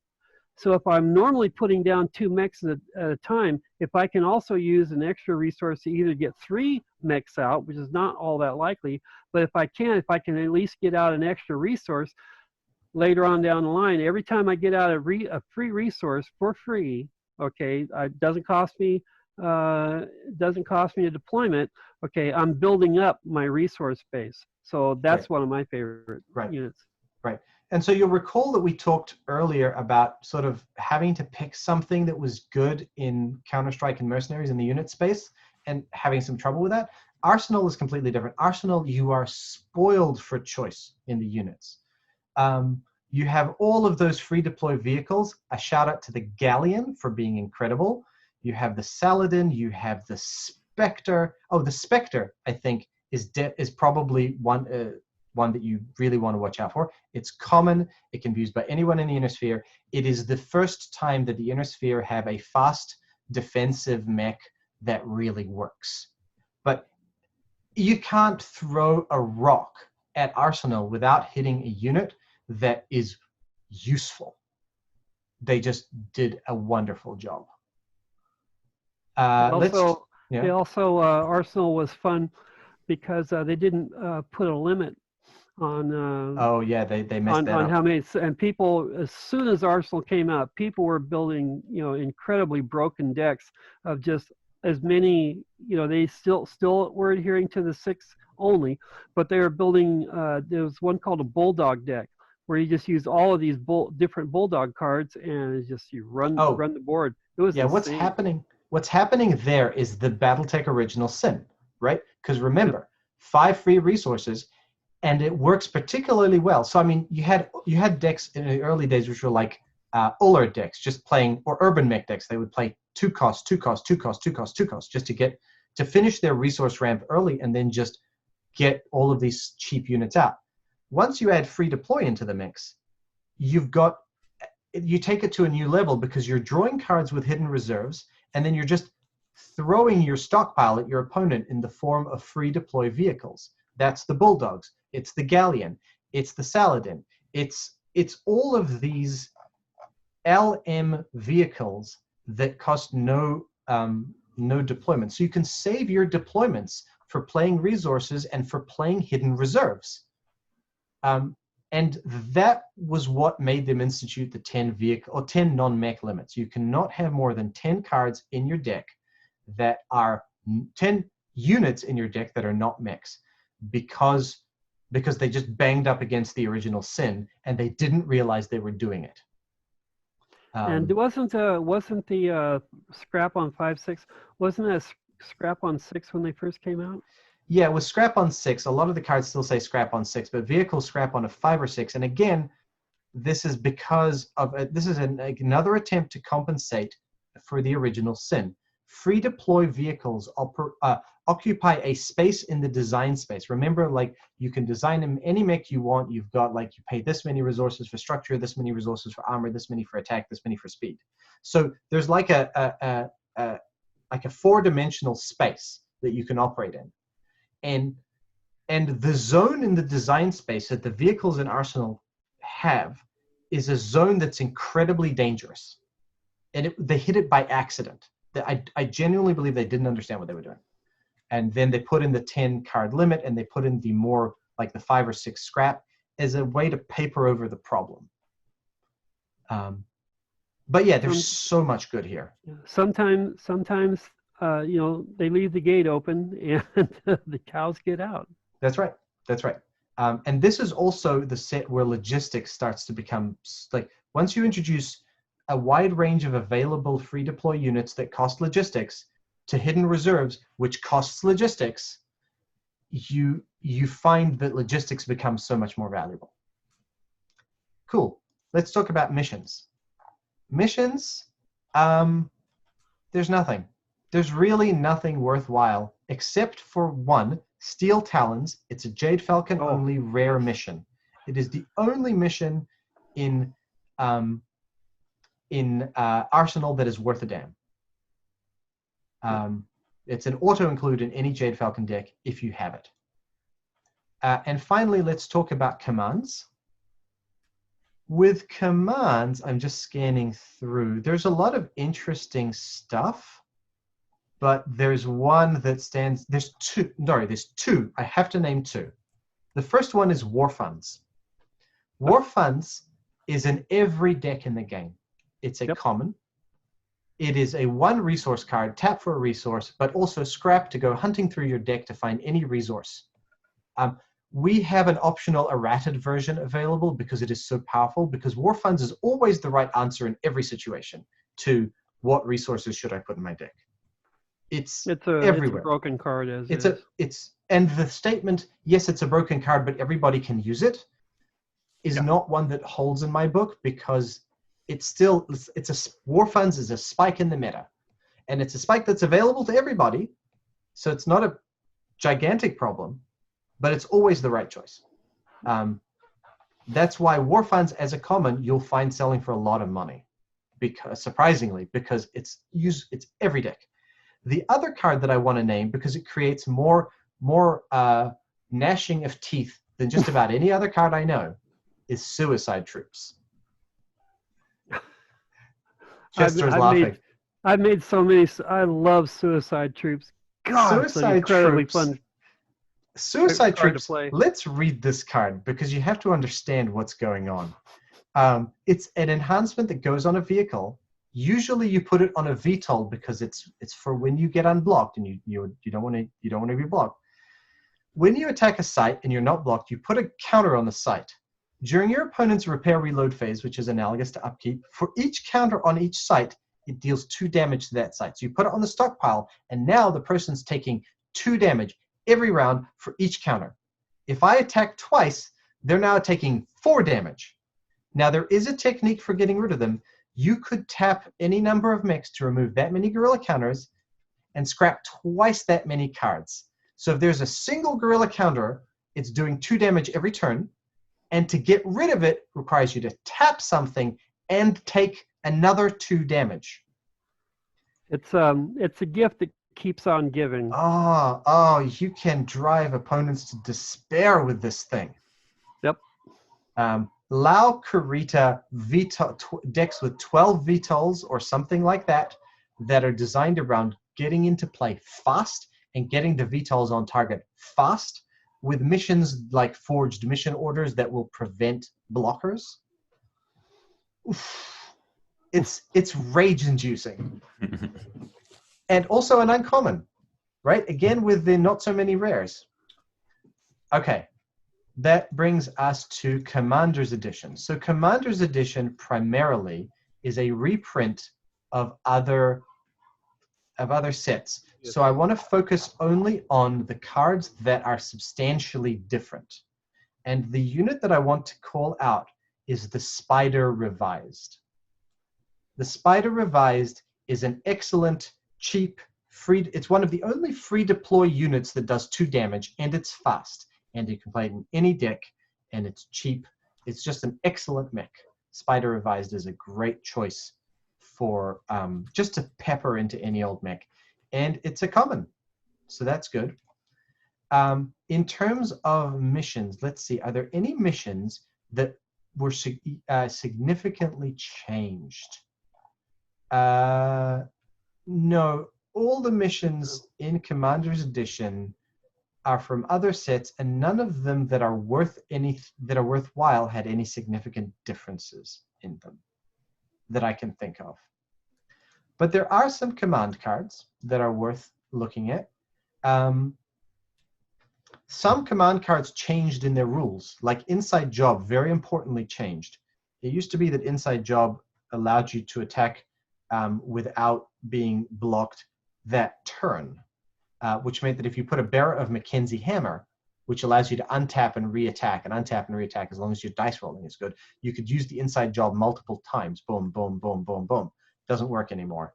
So you should be thinking about, and I'll put a link in the show notes, to cards that changed significantly in Commander's Edition. But in terms of new cards, I think the Kuritan High Command is fun. Kurita High Command is a sort of a rare. It's not exactly a rare. It doesn't appear in boosters. It only appears in starters. It always appears in the Kurita starter, but never anywhere else. And it allows you to turn your deck into a C3 deck. C3 is a fun little strategy that a lot of beginners think is overpowered, but turns out not to be. The C3 ability is simple. It simply says when you're attacking in a group containing at least one other unit with C3, then your unit with C3 and also the other unit with C3 each get +2 attack. And so people go, oh, wow, +2 attack, that's a huge amount.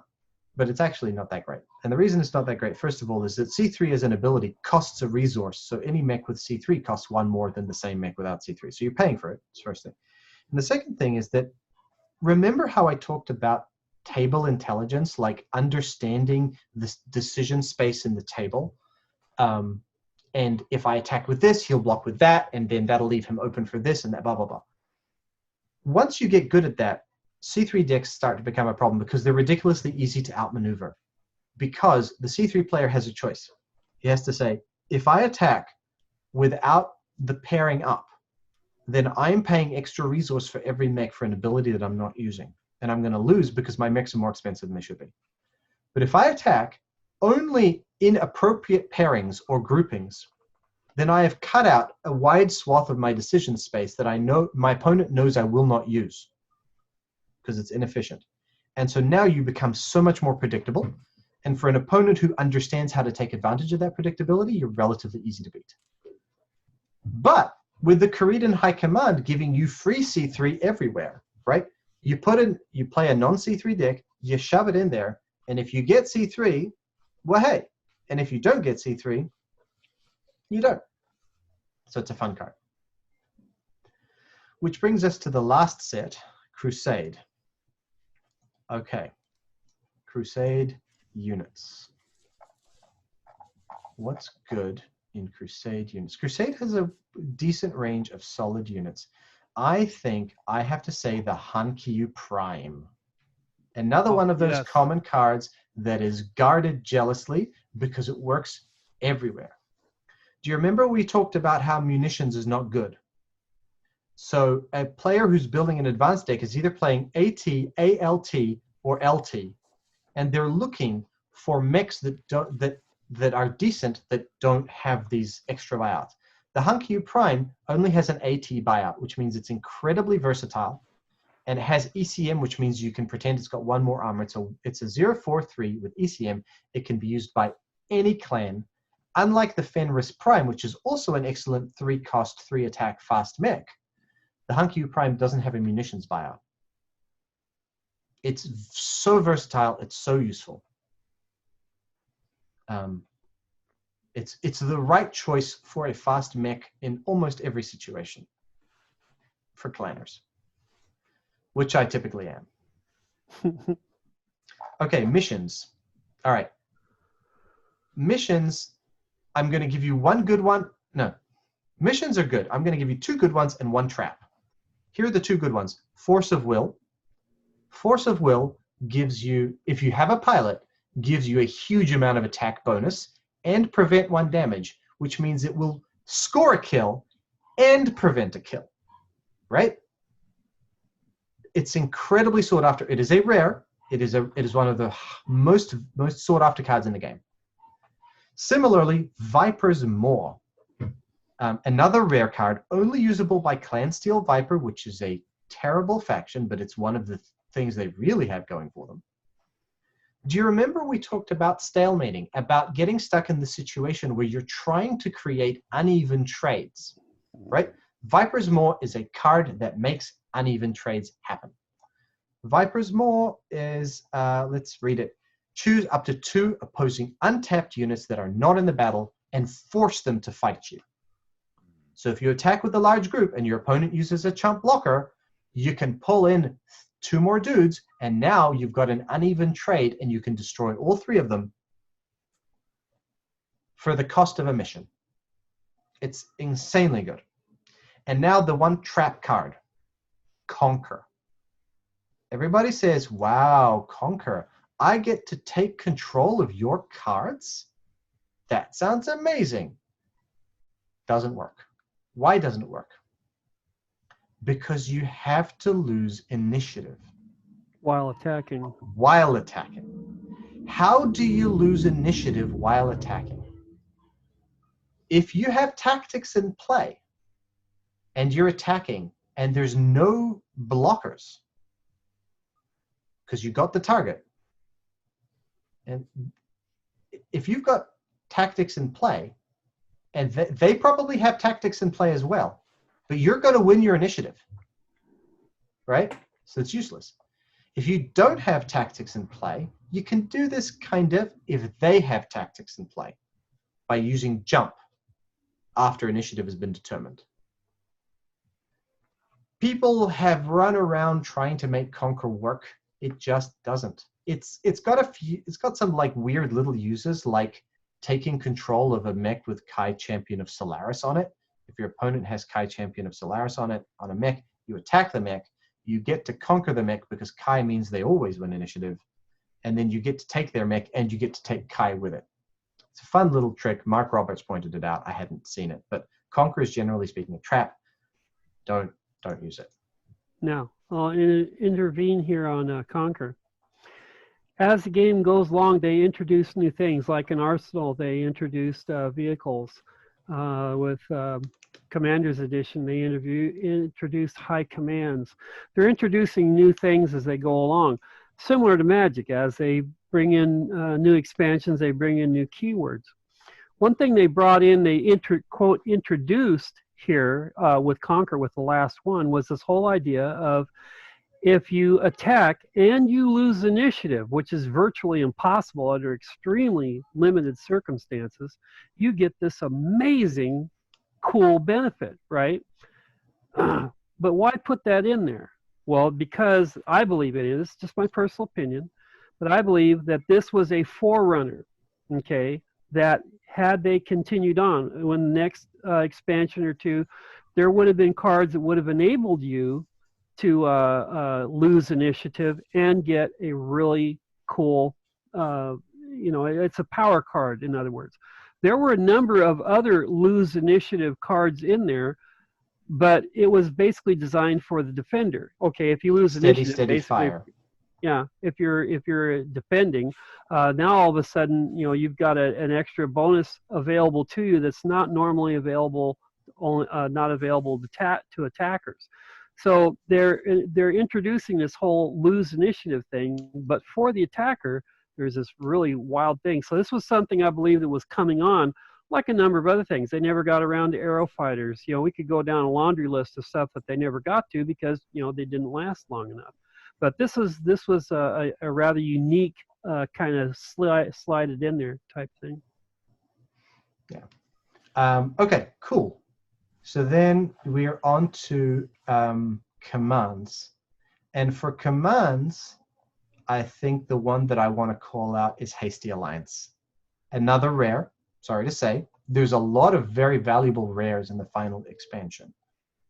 Hasty Alliance is, it's an enabler, and it's an enabler that allows you to create decks that you could never create before. There are a lot of really weird and wacky unique cards in the game. Takashi Kurita is my personal favorite. We talked about him. But there are others. And the problem with building a deck around unique cards is that you don't know if you're going to get them or not. Hasty Alliance allows you to get them. When I talked about my Kurita No You Cannot Attack Me deck while I build a Corridor of Fire, Hasty Alliance is required for that because it's required for me to find Takashi Kurita in my deck and get him out. Activate this card only if you have any unique command cards in play. Search your stockpile for any unique command card and put it into your command post for free. So this card is an enabler of weird and wacky stuff. So I'm a big fan of it. All right, I think that we ran the gamut there. Yeah, so there you go. That's all the sets in my Okay, so I have a couple I'll toss in for favorites. Gunslinger. Gunslinger and Mercenaries. Yes. Okay, this guy's he's slightly bigger than Cerberus. He costs one more, no buyouts, none. And who was he available for? Kurita, Steiner, Davian. Yeah, I mean he's available for 3 out of the 5, factions there. He is good go. An excellent backliner, also uncommon, and shouldn't be that hard to find. My favorite fast mech in the game is just the I believe it's a Fenris Prime. He's a 1/6, does 3 damage. It costs how much to get him out? 3 plus 1A plus 1M plus 1T. Yep. So he is an AMT guy. It costs 3 to get him out, but he does 3 damage, which is enough to be effective. But he's a 1/6. He's got 7, so he's at that magic number that's hard to take him out in one time. You usually get 2 or 3 turns out of him for not a lot, and he's a common. It's worth noting this brings up an interesting point. Sure. So in a modern deck that has all cards available to it, the Fenris Prime is almost never the right choice. The Hunkyu Prime is the right choice, because remember what we said about munitions, right? Because if you can give up munitions, and if you have a wide enough mech selection that giving up munitions doesn't make it too difficult for you to find mechs in the places that you want to find them, then giving up munitions is worth your time. In the limited era of the game, when only the limited and Counterstrike were out, for example, you couldn't pass up munitions. There simply wasn't enough card variety to allow you to have a decent mech selection, especially if you were the clans, without munitions, right? Munitions comes from LRMs, and it comes from autocannons primarily. Autocannons are the things that give you alpha strike. But in the early game, like if you look at who won the very first world champs, Peter Sundholm with a Wolf deck, which was an AMT deck. It was a fast mech hunting deck. A lot of the cards in that deck wouldn't be played today because you just want to, if you can give up M, you should. No argument there. It's just if you're going to play a deck with them in it, Yep. you know, this is a solid candidate for your fast screen. Right. Another thing I want to bring there are a number of Steel Viper mechs that are just phenomenal. I can't think of the names of them right now, but I think of the crossbow.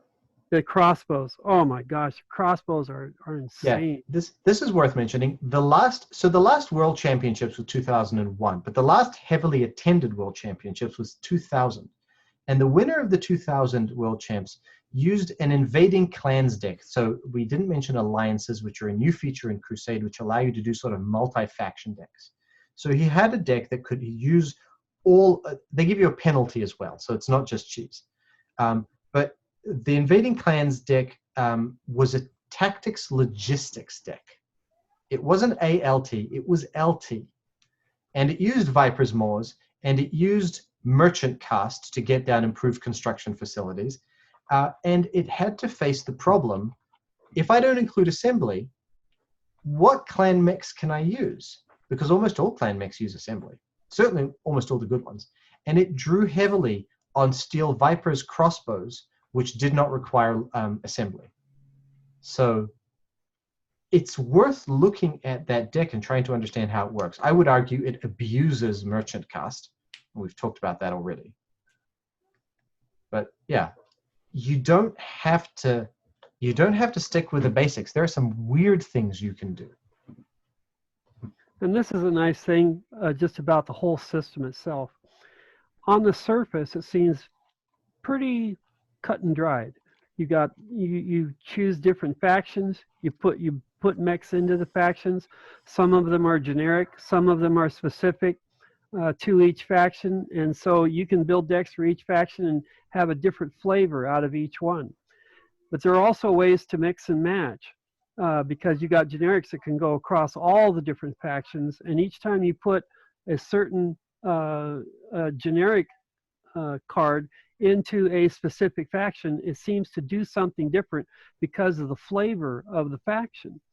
And so all this diversity is there to do a lot of things. And to me, that's a large part of why this game just doesn't get old. It's not like strictly, it's not 5 colors and that's it. There's 8 different factions, and you can cram a lot of different things into them. And with the alliances, which another thing, again, that they're trying out, another keyword card to expand the base, allowed you to mix and match some of the factions even.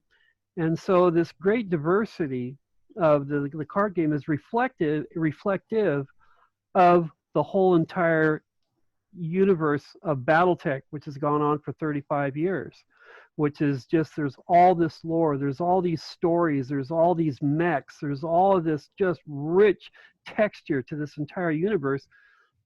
Battletech TCG is a very good reflection of that. And when you're playing the game, when you're slinging the cards, when you drop one out there and you see the faction icon on it as it drops on the table, the feel of the whole thing comes across you, and it's just very addictive, and it's very easy to fall in love with.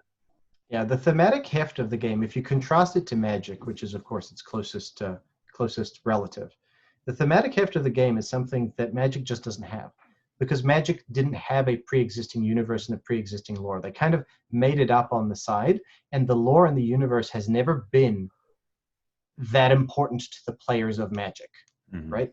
Compared to the cards themselves. But with Battletech, because you tap into the lore of this incredibly rich universe, it spices the gameplay. You can try to build decks that are based on scenarios from the lore, right? You can do, I don't know, Jade Falcons at 2K, and then you can have Aiden. Well, you can't have Aiden Pride because he's not in the game, but you can have Pride's Pride in there, and you can have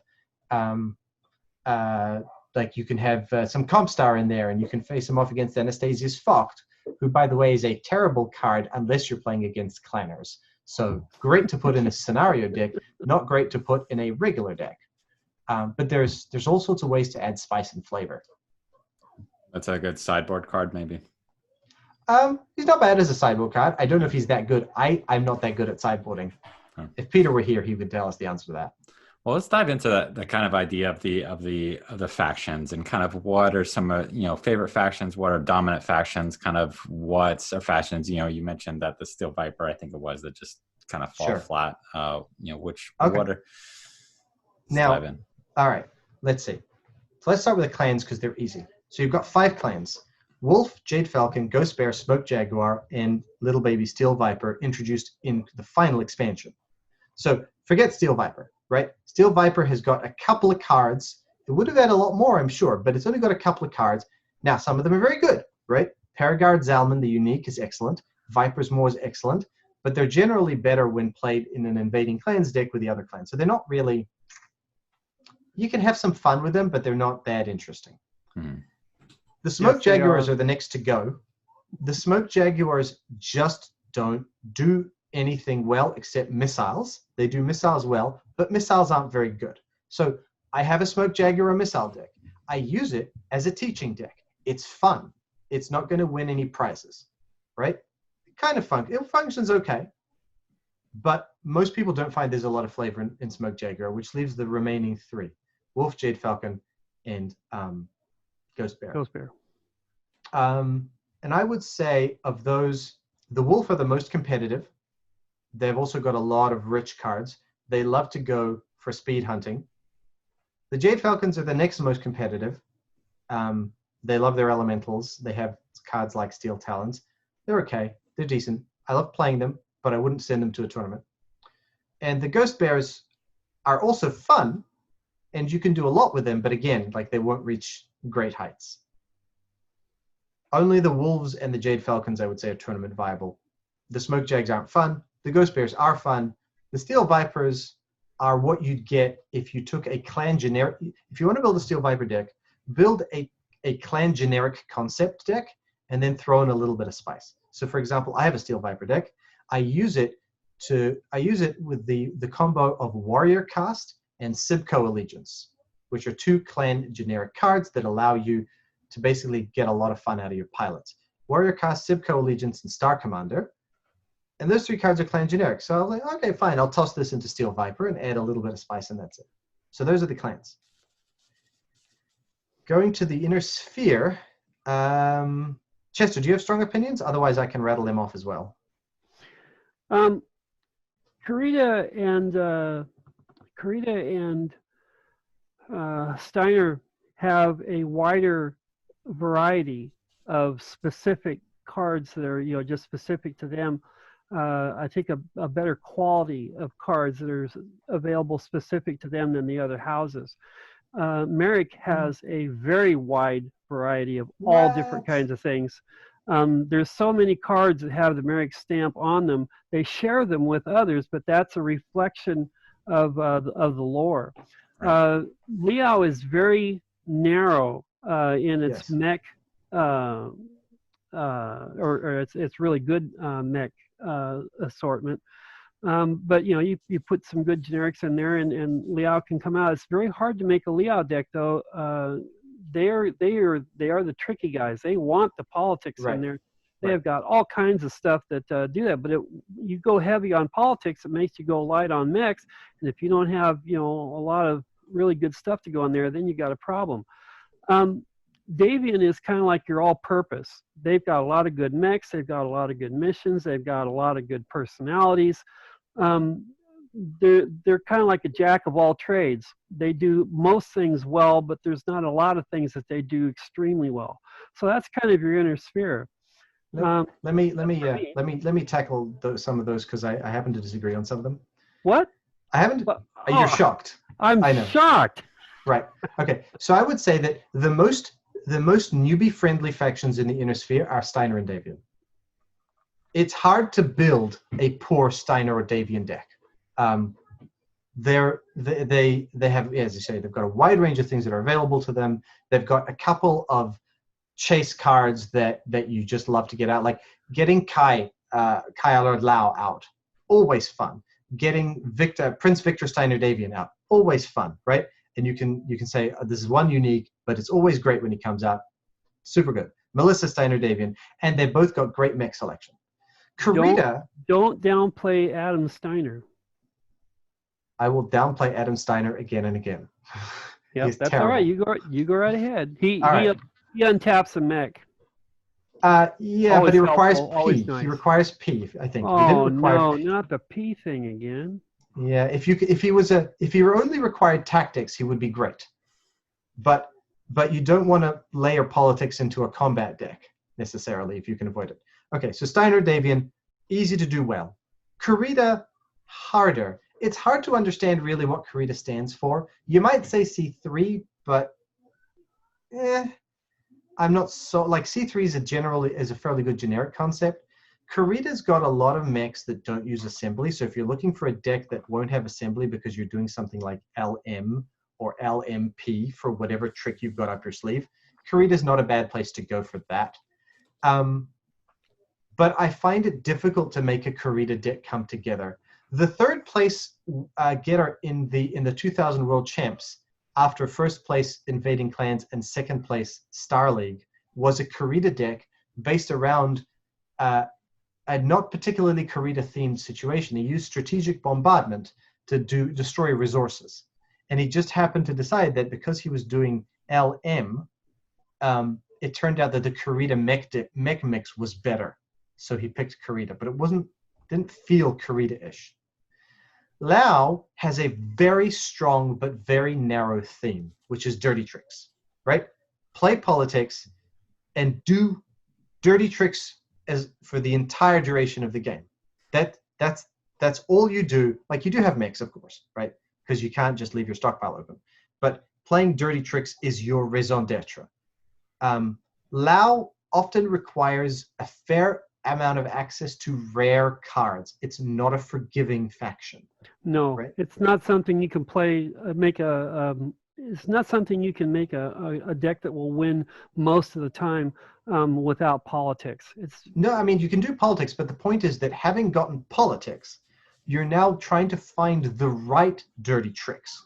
And most of the Lau-based dirty tricks that actually work, like mech recall, manipulation of Romano, Maskarovka operatives, they're rares. Well, yes. So you'll need to trade for them. Marek, I find, is kind of like Karita, only more so. I find that Marek decks don't really come together very easily.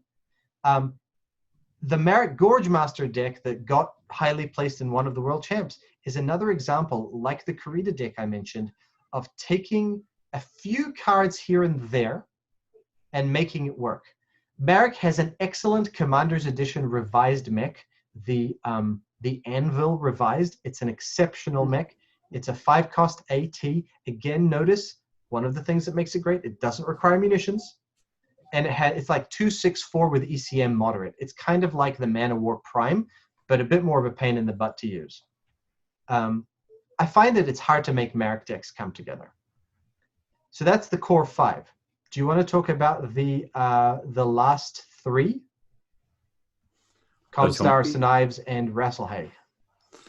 Oh yeah, well, it's hard. Rasselhag is difficult because it's very narrow. They've only got like there's no mechs.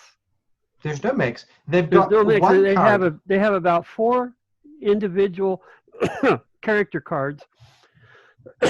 They've got 1 resource and 1 mission, and that's it. So the resource is all about putting resources on bonus resources on command cards, which is So Rasselhaig feels like it's pointing you at artillery, right? Yes, very much so. Or at Corridor of Fire style decks. They have this exceptional unique, which is really weird, 3/4M 3P. So she's an MP, Tyra Miraborg. She taps to deal a structure damage, whatever. The point is, you can remove her from the game to take a whole extra turn, skipping the missions phase.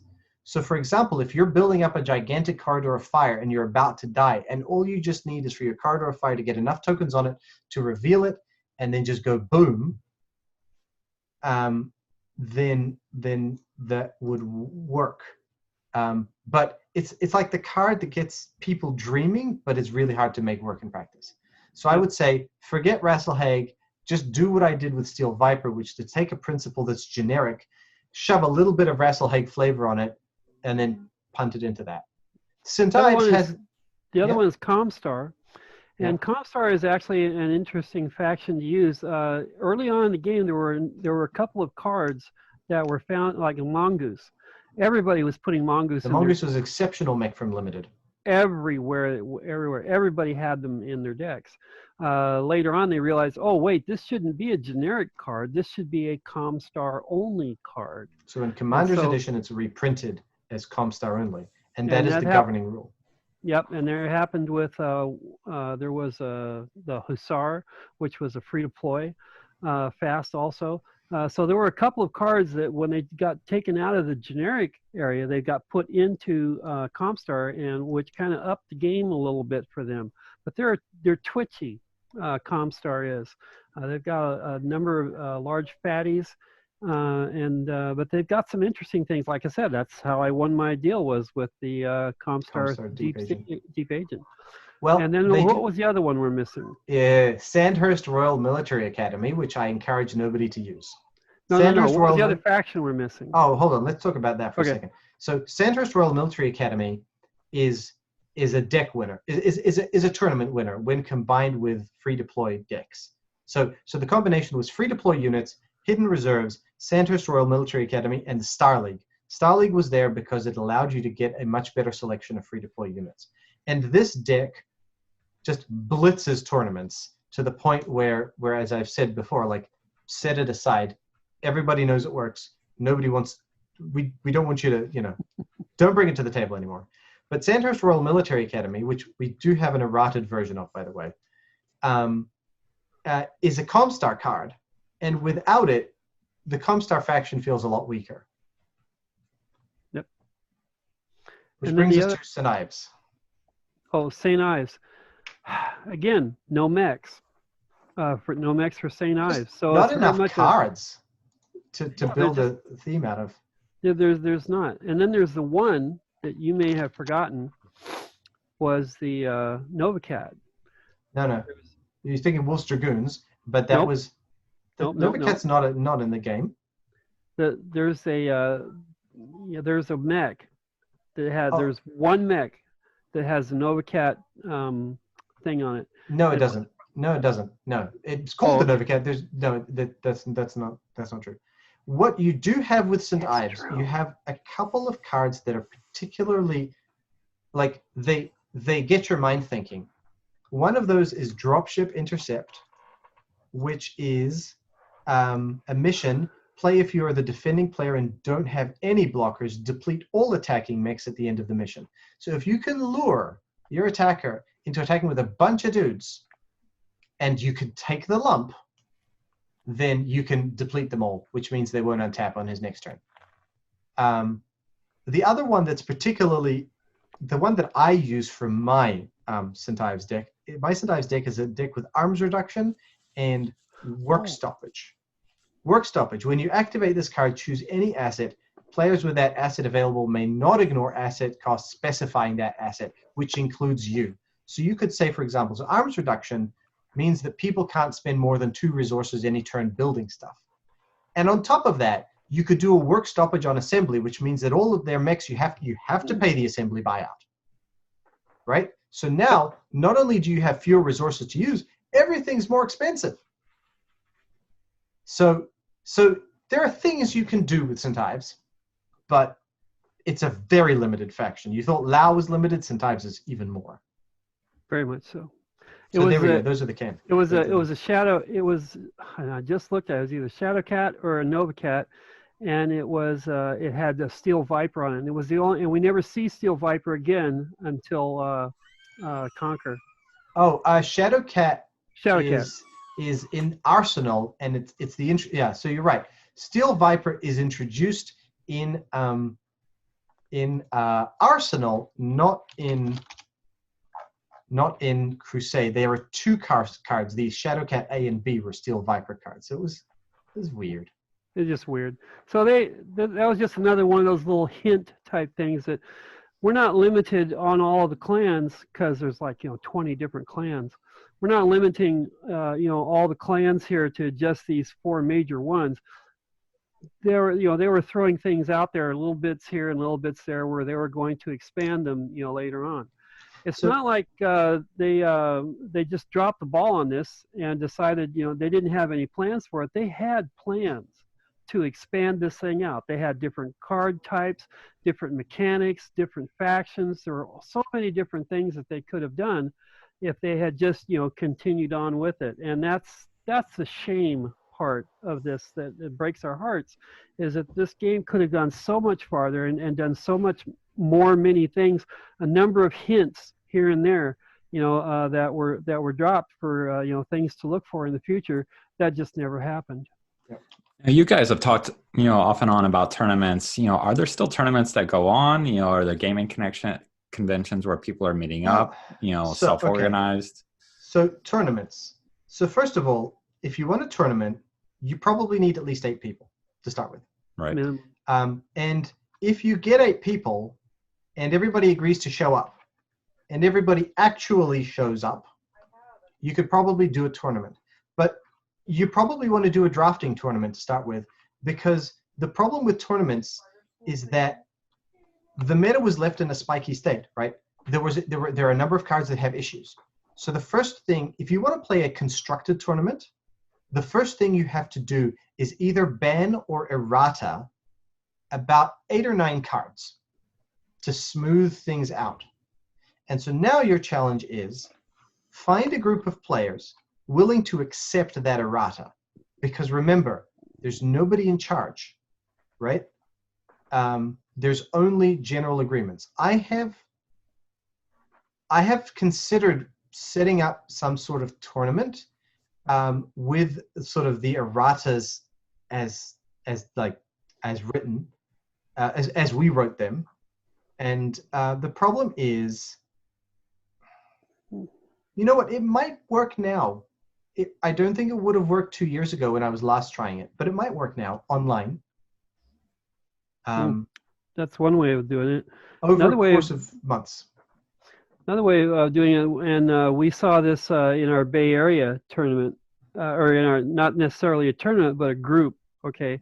If you can get a group together, one way to do all, the problem with trying to do tournaments, especially with drafts, is that the cost would be really prohibitive. You need sealed because product. of how much an individual booster is going to cost you, and every day that goes by, unopened boosters, that dwindles a ton. One thing that I came up with here last year was the idea, and I don't know why I didn't think of it before, is to take the idea of the magic cube. Are you familiar with that concept? No. Okay, so what you do is you take one of say 800 different cards, or you get 800 cards, and all of them are completely different. This is a way for you to maximize the playability of your entire collection. Mm-hmm. Okay, and so you create this cube of these 800, 900, 1200 cards, however many you want. You then take all these cards and you mix them all up and you create 15 card boosters. Okay, and then so depending on how many people you have around the draft, you hand them a box, and each box has got 3 boosters in it. Okay, this is called a cube. And we did it. We set this up. I threw that out there. I thought, guys, why hadn't we thought about this before? So I set it out there, and I showed up with mine, and another guy showed up with his. And I had mine, I did a certain way. He did his a different way. We wound up doing both of them. They were both a smash hit. I mean, it's phenomenal, a great way to play. So if you have a play group of at least 6, okay, I heartily recommend throwing together a cube. There's a number of ways to do it. Can we send him the 2 little boxes I made up let's just say we'll put it in the show notes. Oh yeah, okay. We'll put it in the show notes so you can figure it out for yourself. It's very simple. It's a little time consuming, to put it together. But once you've got it there, boom, you're set. And it's the absolute most fun you'll have playing Battletech in a group. So there are, to put a little bit of extra detail in this, there are various types of cubes. So the simplest version of a cube is you take, I would recommend 45 cards per player, or maybe 60 cards. Let's say 45 cards per player. So that means 180 cards for a 4-player, or 360 cards for an 8-player. Yep. No resources. And then you have a pile of resources on the side that people can grab whatever they need. And then you separate that as out into boosters, and you either hand over 3 boosters, or 4 if you're doing like 60 cards. Or you can really draft the boosters, right? Now, the next level of this is that you want to put some thought into the design of your cube. So you could start off as shoving 360 random cards in there. But actually, you want a certain ratio of mechs to commands to missions. And if you're asking people to abide by, like, you're either a clan or an inner sphere player, so at a basic level, you don't have any faction limits. You can play clan mechs, inner sphere mechs, whatever, right? But you could ask people to play clan or inner sphere, in which case you need to make sure that the ratios are right. You need to make sure that you don't have too many fast mechs and too few slow mechs, or not too many slow mechs and too few fast mechs. So choosing the cards that go into your cube, that's where people actually often spend a lot of time. And I have that on my little deal, my little matrix that I made up. So for each booster, for example, okay, you've got, there's 2 kinds of boosters. One's in each box you get 2 mech boosters and 1 non-mech booster. So a non-mech booster would have 3 resource cards, 8 mission cards, and 4 command cards. That would be your 15-card booster for that.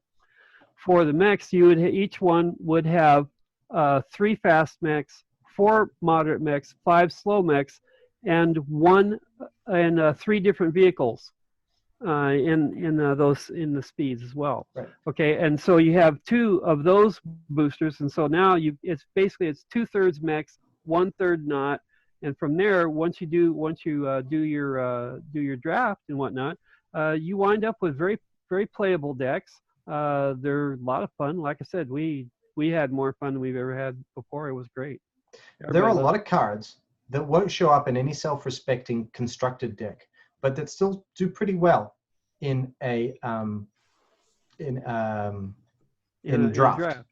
Because the power level is lower. And I'm curious, I had found a super cheap auction where I got a couple sealed boxes recently. The guy didn't label the auction very well, and so nobody really saw it. So it was it was a bunch of boxes. But and I had filmed the opening of one, which I'll get to edit and I'll post up eventually. But I'm curious, what were the sets? It was 2 limited, 1 Counterstrike. Okay, so the cheap stuff. Yeah, the cheap stuff. Yeah. Yep.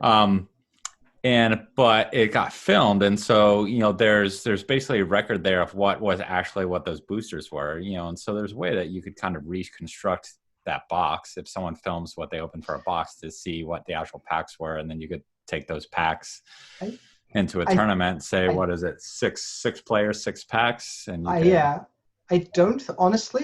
don't think it's worth the time. If you think about whether you're going to spend your time on deconstructing or reverse engineering some sort of algorithmic thing about how booster packs are randomly constructed, or you could craft a cube that has a lot of good options for players. I think your time is better spent on the latter. Yeah, like we said, there's about a quarter of the cards that aren't worth playing ever under any circumstances, including. Well, I mean, I think that's where the draft comes in, right? Because you're forced to play them. You have to work with what you got. Or you're bad luck, for sure. But again, the cubes just end up being more enjoyable. And the other thing about a cube is that when you're done with a cube, you don't have to regenerate a cube is not that hard, right? It'll take you 15 minutes to put everything back into boosters. But if you're doing like these algorithms and these randomizations, it's a ton of work. Well, then, that would be a good document for the show notes. If I have a couple of cubes were generated, or a couple, a dozen or so, and then that could be kind of shared, and people could draw from that document to create their kind of draft cubes. We'll see what we can do. Yeah. I'm not sure we have that stuff lying around right now, but it's worth making. What was the other guy's name? That Carlo has a cube, so maybe we can get his cube list in the show notes. If we could get his cube list in the notes, that's probably a good idea. Yeah, that would be excellent. Yeah. Awesome. Well, guys, we've gone over a lot, and I think we've kind of wrap up there. Yeah. So I'll definitely, probably split this up into two, because 3.5 hours is a little long for most people. Yeah, so fair enough. We'll break off our. Might you want to break it up into 3? Yeah, but it was great, and I'm happy to kind of come back if you guys are interested in kind of talking more if we get good response to this. I gotta say, I'm sad that we missed Peter. I think there's a lot of stuff that that he still could contribute to additional discussion topics. I'm sure This is not the last time we're going to do it. What I'd really like to see, I think next time, is I'd like to see Peter, Mark, and Gustav in a room talking about old times, because there what you have is you have things that neither Chester nor I can bring to the table, which is the combination of A, exceptionally high skill, and B, having been in the center of it all, right? Yeah. I flatter myself I'm a pretty good player. I was in the periphery. Chester, pretty good player as well, also in the periphery, not really going to, like, you had your brush with Peter. What? We were, that my brush, yeah. Okay, we were not there. If you weren't there at the Worlds, and I believe that most of them were there for all of them, were they not? I don't know about Peter, but I'm pretty sure that Gustav and Mark made it to basically every single one. Yeah, there's a generational knowledge, is a phrase we usually use for that type of thing, that's there in that little brain trust that neither Michael or I can bring to the table. Yeah, if we could bring back Peter, if we could bring back Terry, if we could bring back a number of these guys, so Mark and Gustav are the two who came back, right? I spent a lot of effort after the Yahoo group died. I've got an archive of the Yahoo group, by the way, but I put in a lot of effort in trying to find people who still had nostalgia and just have them join the Facebook group. I didn't care if they talked. I would just wanted them to join so that they could see that people were still talking about it. And if they felt an interest in continuing the conversation, they were a mouse click away from typing whatever they wanted. And we got a number of, I was very happy when we got Gustav back. I think he lives on some little island somewhere, and getting Mark, who's from the UK. And if only Cab and Terry and Peter and folks came back to be more active, that would be great. Although it's funny, I wanted to make sure to bring this up because I think it's an interesting aspect of the hobby, of the fandom. I don't know what you want to call it. We seem to break down into there are three different types of Battletech CCG players. There are the statics, the evolvers, and the revolutionaries. The statics are the folks who are basically perfectly happy with the game as it is. A lot of them are folks who had a lot to do with the game in its heyday, and who primarily view playing Battletech CCG as a return to an old friend, right? Who they might come back to every now and then.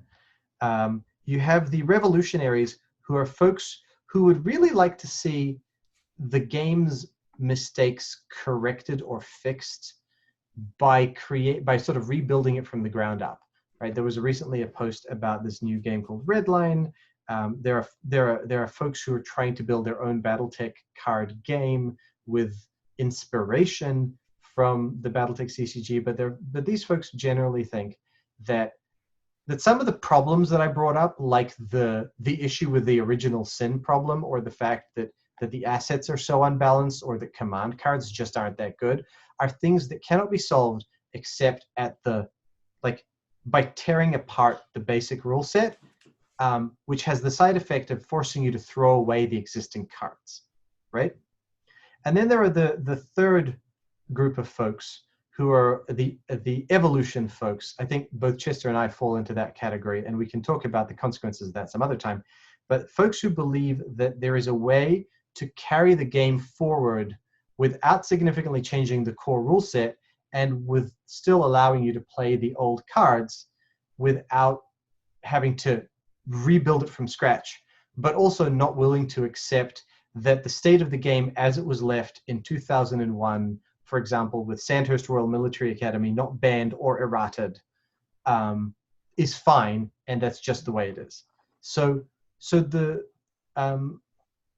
way those folks break down is really interesting, and I've always enjoyed having that debate with people.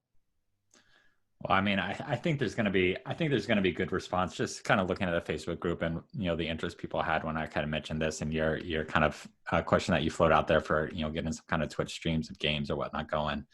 I'll definitely be doing it. I'll be kind of posting some other videos. I was planning to kind of get a channel started. I was going to call it a Renegade HPG, and nice. And so that's where this will be. And so at Renegade HPG on Instagram, and I'll probably make a Facebook group page as well. But yeah, I'll definitely reach out to those guys to try to get conversations. I would love to hear stories about kind of in the heyday and that perspective. It would be awesome. And you said you're gonna put this up on YouTube? Yep, I'll put this up on YouTube. Okay. I'll name the channel. I don't do Instagram, so I wouldn't even know how to get there. There you go. Well, this whole video, I'll edit it. I'll cut it into a couple parts. We'll be up on YouTube, and I'll put some other stuff up there as well. Do you guys have any other than the Battletech CCG page and the Battletech CCG trade and sell page, any kind of links that you guys want to toss out there? Let's go back over the basic tools that you have. You have the Battletech CCG Facebook group. You have the Battletech CCG trade and sell Facebook group, which I set up because there was a website that allowed you to list your sets and to sort of do automatic matching between users, but that's disappeared. It was called Trade Cards Online. So if you want to do something like listing all the cards that you have and all the cards that you want, and then bumping that listing every month or something, do that in the Battletech CCG trade and sell group. So there's 2 Facebook groups. Then there is the 2 techniques for playing online, Lackey and Tabletop Simulator. And then there are the core toolkits that you want to be using offline. There's Mordell's Deck Builder, if you want to do good filtering for the basic game. I highly recommend it. You can find it in the files of the Facebook group. And there is the Battletech card list Excel spreadsheet, now on version 5, which is an excellent spreadsheet for cataloging your own cards. And I use, I have, just for Battletech fans in general, there's the Helm Memory Core document that's out there. I don't even remember where it is, but that's where I kind of have my card list for the card game. But it also has pretty much every Battletech product that's been made, which is kind of a good. So, between all those, people can find what they need. But in the Facebook group documents, we'll put a lot of these key ones that we talked about in the show notes, but definitely the documents on the Facebook group read are the key. Announcements. I've been reading through them as well. There's a lot there, so there's some great information. But once you've gone through all of this, I hope that as you go through it, that you'll write down some questions that occurs to you as you're going through it that you didn't occur this time, and so the next time we come on, please feel free to ask us some specific questions about specific things. I will. I definitely will. And I definitely had a plan for some, FAQ on this, but, we don't want to hit the 4-hour mark necessarily. I should mention there's a huge amount of content on the Facebook group in terms of like tactical discussions and decks of the week and I'm talking about 2017, 2018. You scroll back in the group and you will see a lot of